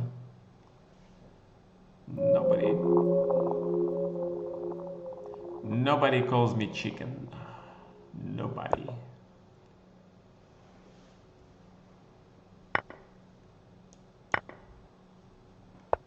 Finally we got that b5 in, yeah? My god. Yeah, you should not have let me do that, but okay, let's see. How bad can this be, yeah? I guess that's the question.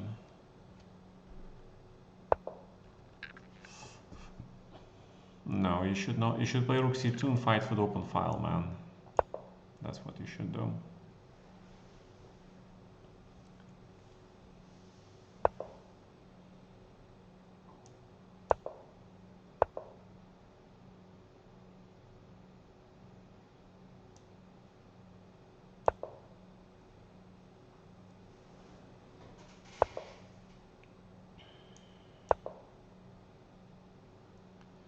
Bishop.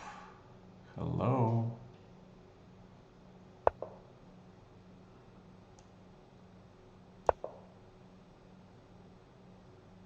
You guys remember from the aliens, right? Bishop.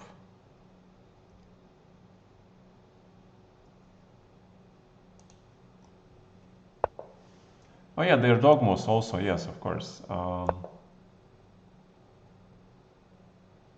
Oh, I mixed those two, yes. When I talk about the match with Fiedler, that was Erdogmos, yes? That was not Faustino Ora. Right, I'm sorry. In my mind, I kind of mixed them up. Yeah, so these two actually, in my opinion, like most definitely the candidates for the next generation of players, yeah? So Ora and Erdogmos, yeah, those two guys.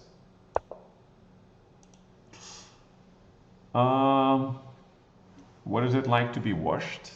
You mean what it's like to be more experienced and older? It's okay. Everybody goes through this, it's fine. Sport is not meant to be for the older people, you understand that, yeah? And chess is, in modern look, chess is now a sport. And it's always for the young, of course. Yeah. It must be hard when you were one of the best to just an average GM.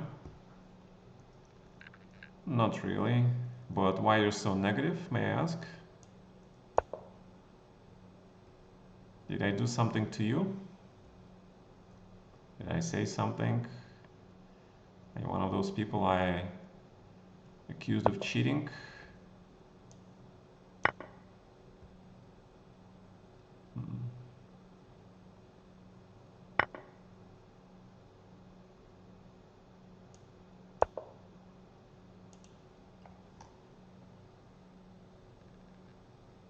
You didn't appreciate my comments about pre-moves? What are you talking about? What pre-moves? What pre-moves?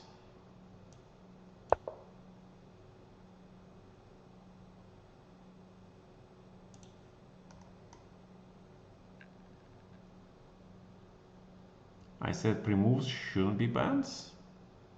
No, I actually said pre-moves should be banned. I don't know what you're talking about.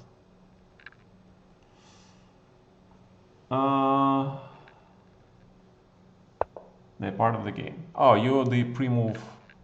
You're a pro pre-move dude, yeah? I get it. Okay. Well, we happen to have a difference of opinion.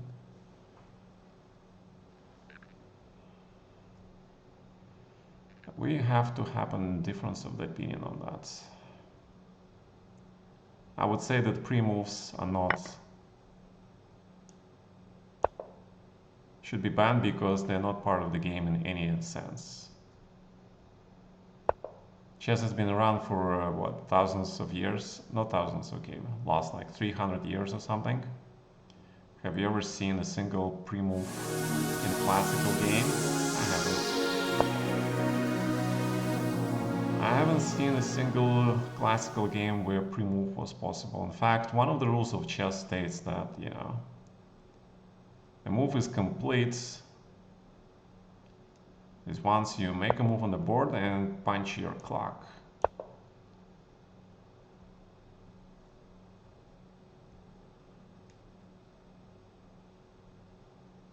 And then the opponent has a turn and you have to respect that. Alright, anyway, so in my opinion, I'll tell you guys, all these online games with the pre-move, it's actually not a classical chess, it's a chess variant, okay? Yeah, I mean, there's any chess variant, pre-move chess, they deserve, you know, a place of their own, but it's not chess, okay? It's a chess variant. Alright.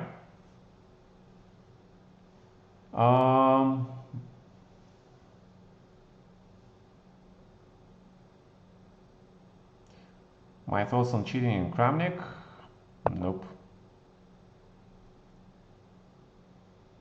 Thoughts on Hick-Knack? Nope. Do you prefer the gameplay in Lee Chess? No, it's just the platform that I'm now using. Is it better than Chess.com? Probably not. But it's not about the which platform is better. It's just that I don't use Chess.com at all these days because, you know, I have a big disagreement with them about certain issues. And it's at the point where I consider using that platform as the silent, tacit approval of what they're doing, and I don't. I mean, Lee Chess has its own share of problems, but at least they're not, you know, kind of lying to your face about stuff.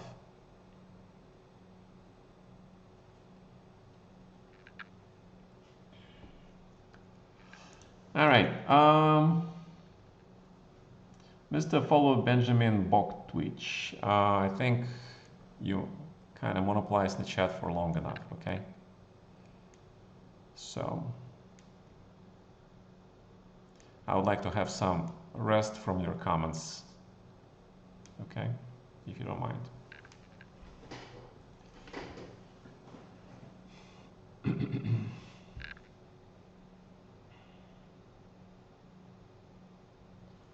So c3, trying to circumscribe the knight. Yeah, that's a very logical move. But at the same time, why cannot take and take here, yeah? So let's see.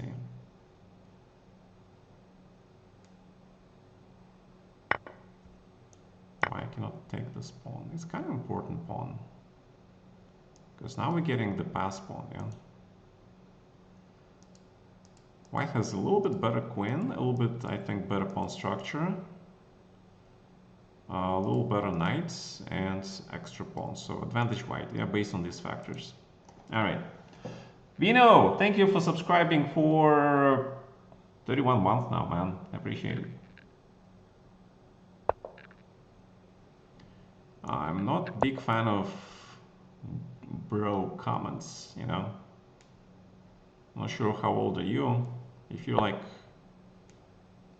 5-10 years difference, then okay, maybe it's acceptable. But if you're younger than that, I really doubt that you will qualify as my bro. Actually, don't get this, bro. Modern language. When I grew up, we didn't use language like that. Buddy was considered to be more or less acceptable, but bro, you know, when people say bro, it reminds me of that movie with the kid and steel robots, something with the steel, the name of the movie, and the guy who played Wolverine was in it, yeah. So one of his antagonists in the movie, he made a bet on his opponents, and he said, like, I want to bet $100,000, and I said, bro. and the guy who was running the illegal casino, he said, you have such money in you, bro? Yeah, so, I mean, the whole bro thing is like so illogical. But okay, I mean, it's just something that, again, I disagree with.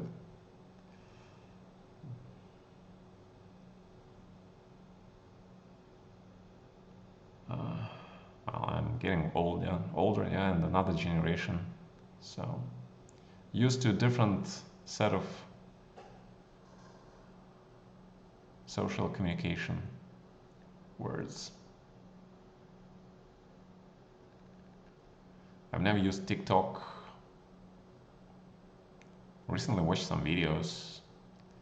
I mean, kind of makes sense if you consider television being used in the past. It's not. I don't think. Guys, how many of you still watch television? I haven't watched television like in the last 5 years at least. I would say last 8 years. But yeah, when I arrived to the US, obviously I watched television a lot, yeah, because we had all the shows on television, all the cartoons and stuff. Yeah, I watched television then a lot. But these days, when you have the internet, you know, you have Netflix, yeah, so like, why would you need TV? So it's kind of curious.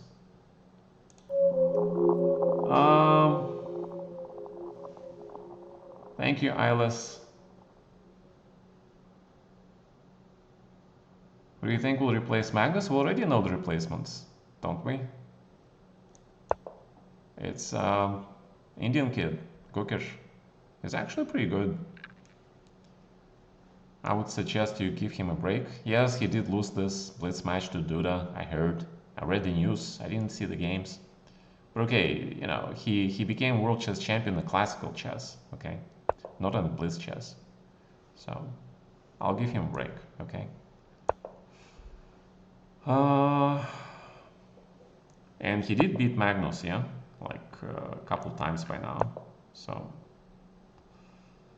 and that alone, like, kind of gives credence to the title, at least in my opinion.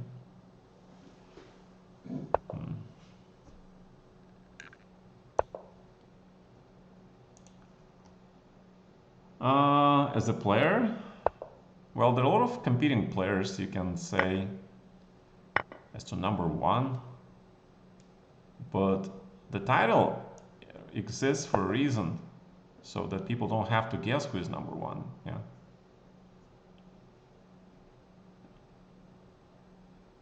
Yes, he got lucky in the candidates, yes, but then he won the title fair and square, and Magnus is in play.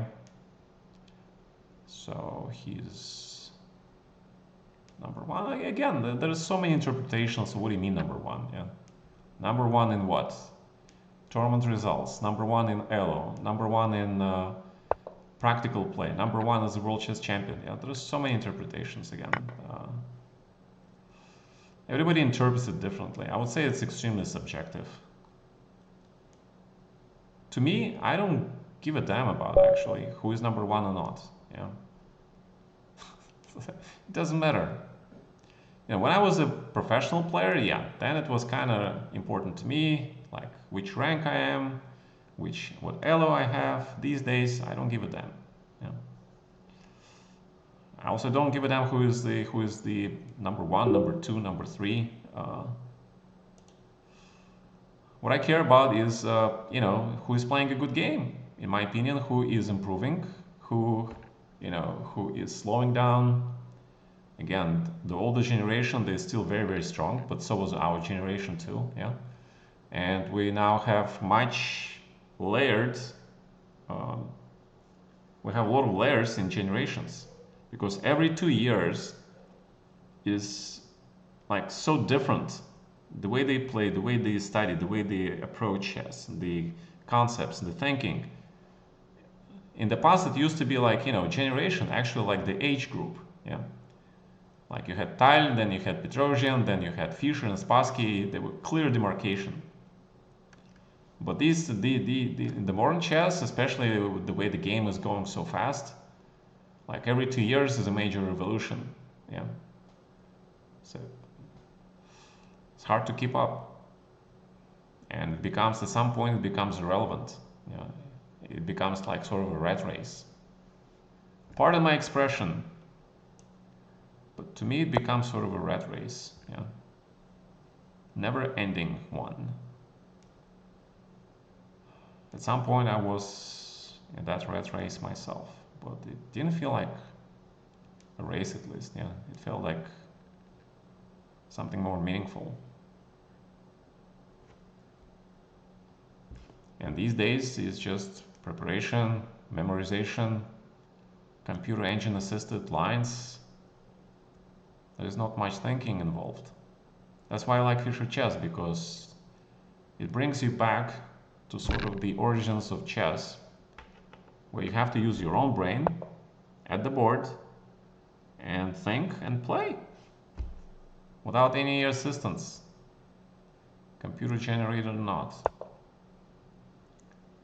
That's what I like about it. Alright, we are getting very aggressive here with white. A4, H4. If you play this in classical chess, people will laugh.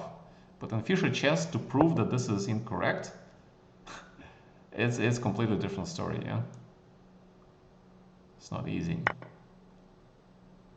Yeah. Especially with the bishop on e8. Yeah, I like the way you play. This is how the engines would play, and that's exactly how the engines would play.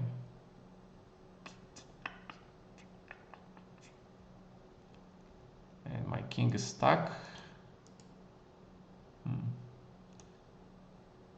All right, fine. I'll take you on this gambit offer. So we need to develop. Then we need to hide our king. Where are we gonna hide him? Big question.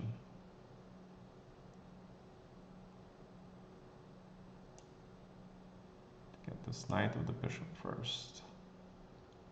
The bishop is coming to c3 maybe, yeah? So bishop d6 probably.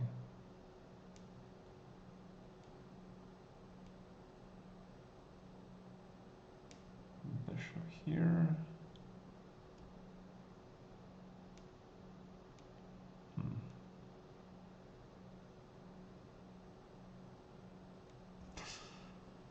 Yeah, and this is a very exciting game.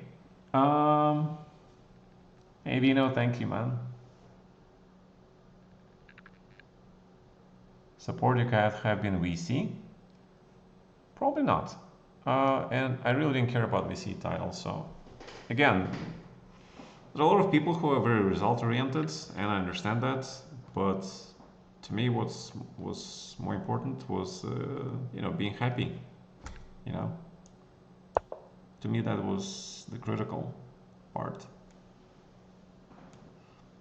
So being VC or not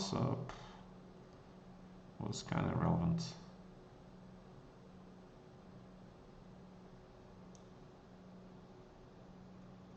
I got a feeling you came because there was this interview in a Spanish newspaper or something, yeah?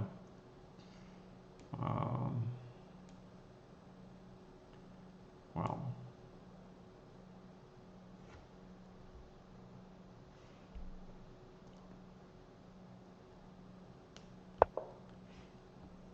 right, so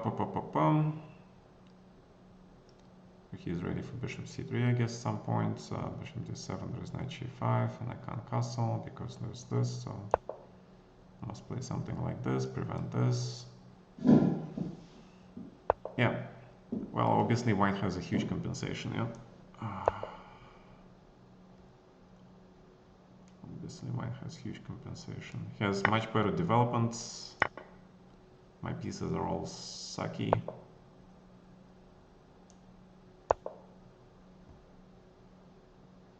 Okay, I managed to finish some sort of a development, at least. Better than nothing. Yeah, I need to get rid of this dangerous knight. So I get terrible pawn structure, but pair of bishops, and I would pretty much bet that the engine says it's equal at this point. Probably bishop f5 was immediately better, because then I don't have bishop e6. Or maybe it doesn't matter, actually. Yeah, probably doesn't matter. Does it? Actually, it might, yeah. I don't know to say 5. Why do you play a5? It's kind of weird. Weird move, man. Queen goes here. Okay, 4, bishop f5, yeah.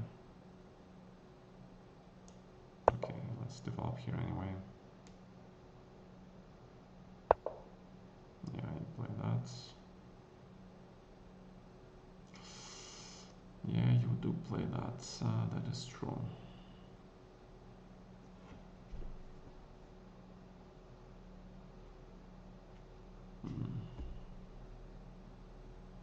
Should I play this maybe?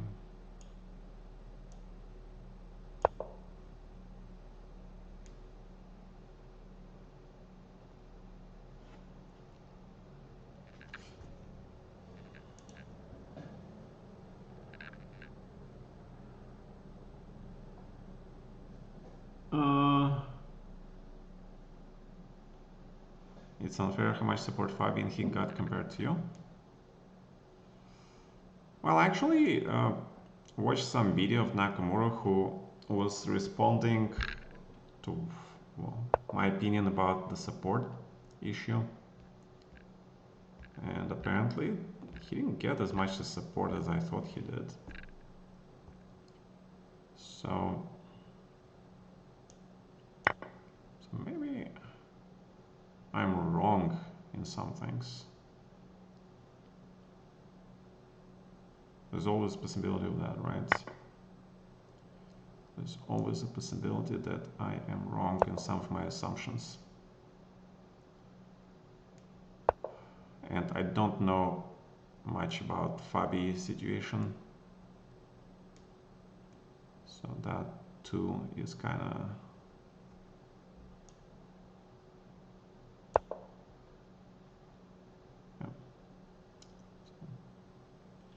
So to be absolutely honest, I have no idea how much support these guys got or not.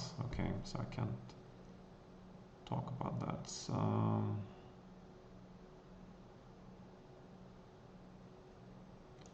If I take, I don't want to take this. He also can take on a5, yeah. So maybe rook here first. Yeah, the idea. Actually, I could take this thing, yeah? I forgot. If rook takes d4, then check. But okay, he gives me check first. Yeah, but I should have taken this pawn, of course, yeah. Alright, messed up my tactics. That's fine. But okay, rook e8 is a useful move, yeah? Especially if you can take with the rook, not with the pawn. So you get the tempo, which is fine.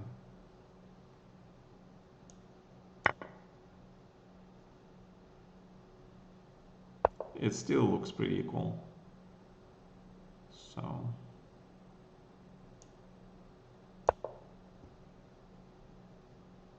I have 2 extra pawns, but they're kind of meaningless.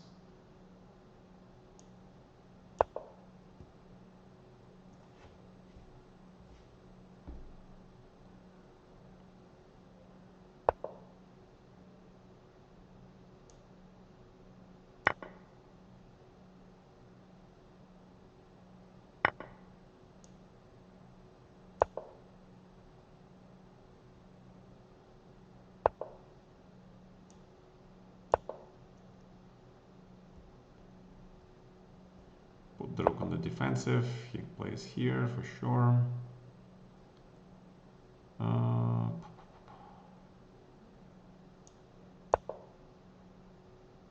Remove king from the pin.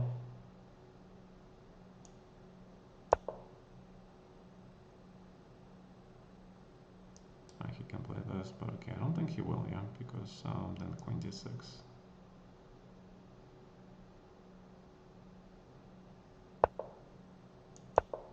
Yeah, my king is way too open, so, and he's got, you know, I have little weaknesses, yeah. So probably should just be careful and take a draw or something.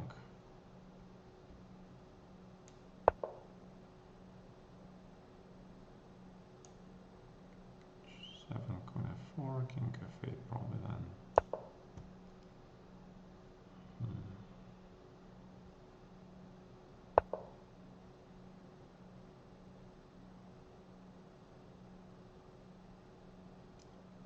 To7, rook f3 or something.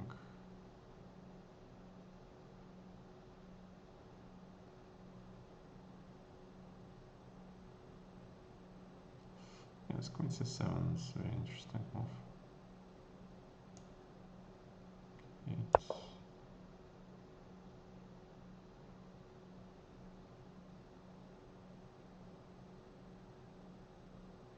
I'm probably blundering stuff, yeah. Yeah, I feel like I'm blundering stuff. 6.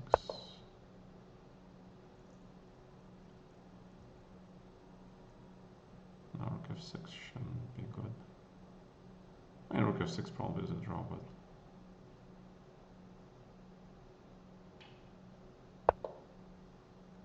yeah, he can play it, yeah. He can play it. Okay.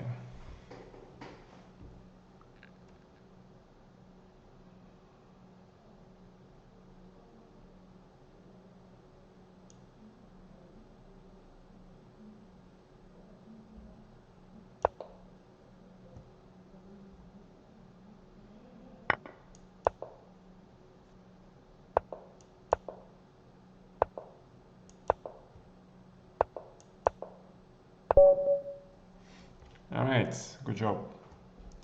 Okay, have you guessed 150k from stick a year? I have no idea what that means. Good game, guys. Excellent. Thank you for coming. Hopefully, I'll be streaming more again, but that depends on how I feel, because right now, after playing for 2 hours, my head is just gone. Okay, but it was nice to see you. Thank you for coming. For now, probably I'll stick to this Fischer Chess event one day and classical chess simul another day, okay? So 2 days a week for now. Not sure when. I'm thinking because I have to adapt to the online chess events. They have what, like Tuesdays, Title Tuesdays, then they have Fridays, Fischer Chess, then they have Saturday Brawls, they have Wednesday Arena Kings. So that leaves me for Mondays, Thursdays, and Sunday, yeah? So Sunday is for the Fischer Chess, and maybe Thursdays, okay, because Mondays is like I need to recover. So for now it looks like Thursdays and Sundays, okay? All right, guys. All right, take it easy. Thank you for coming, and see you guys on Thursday then. Good night.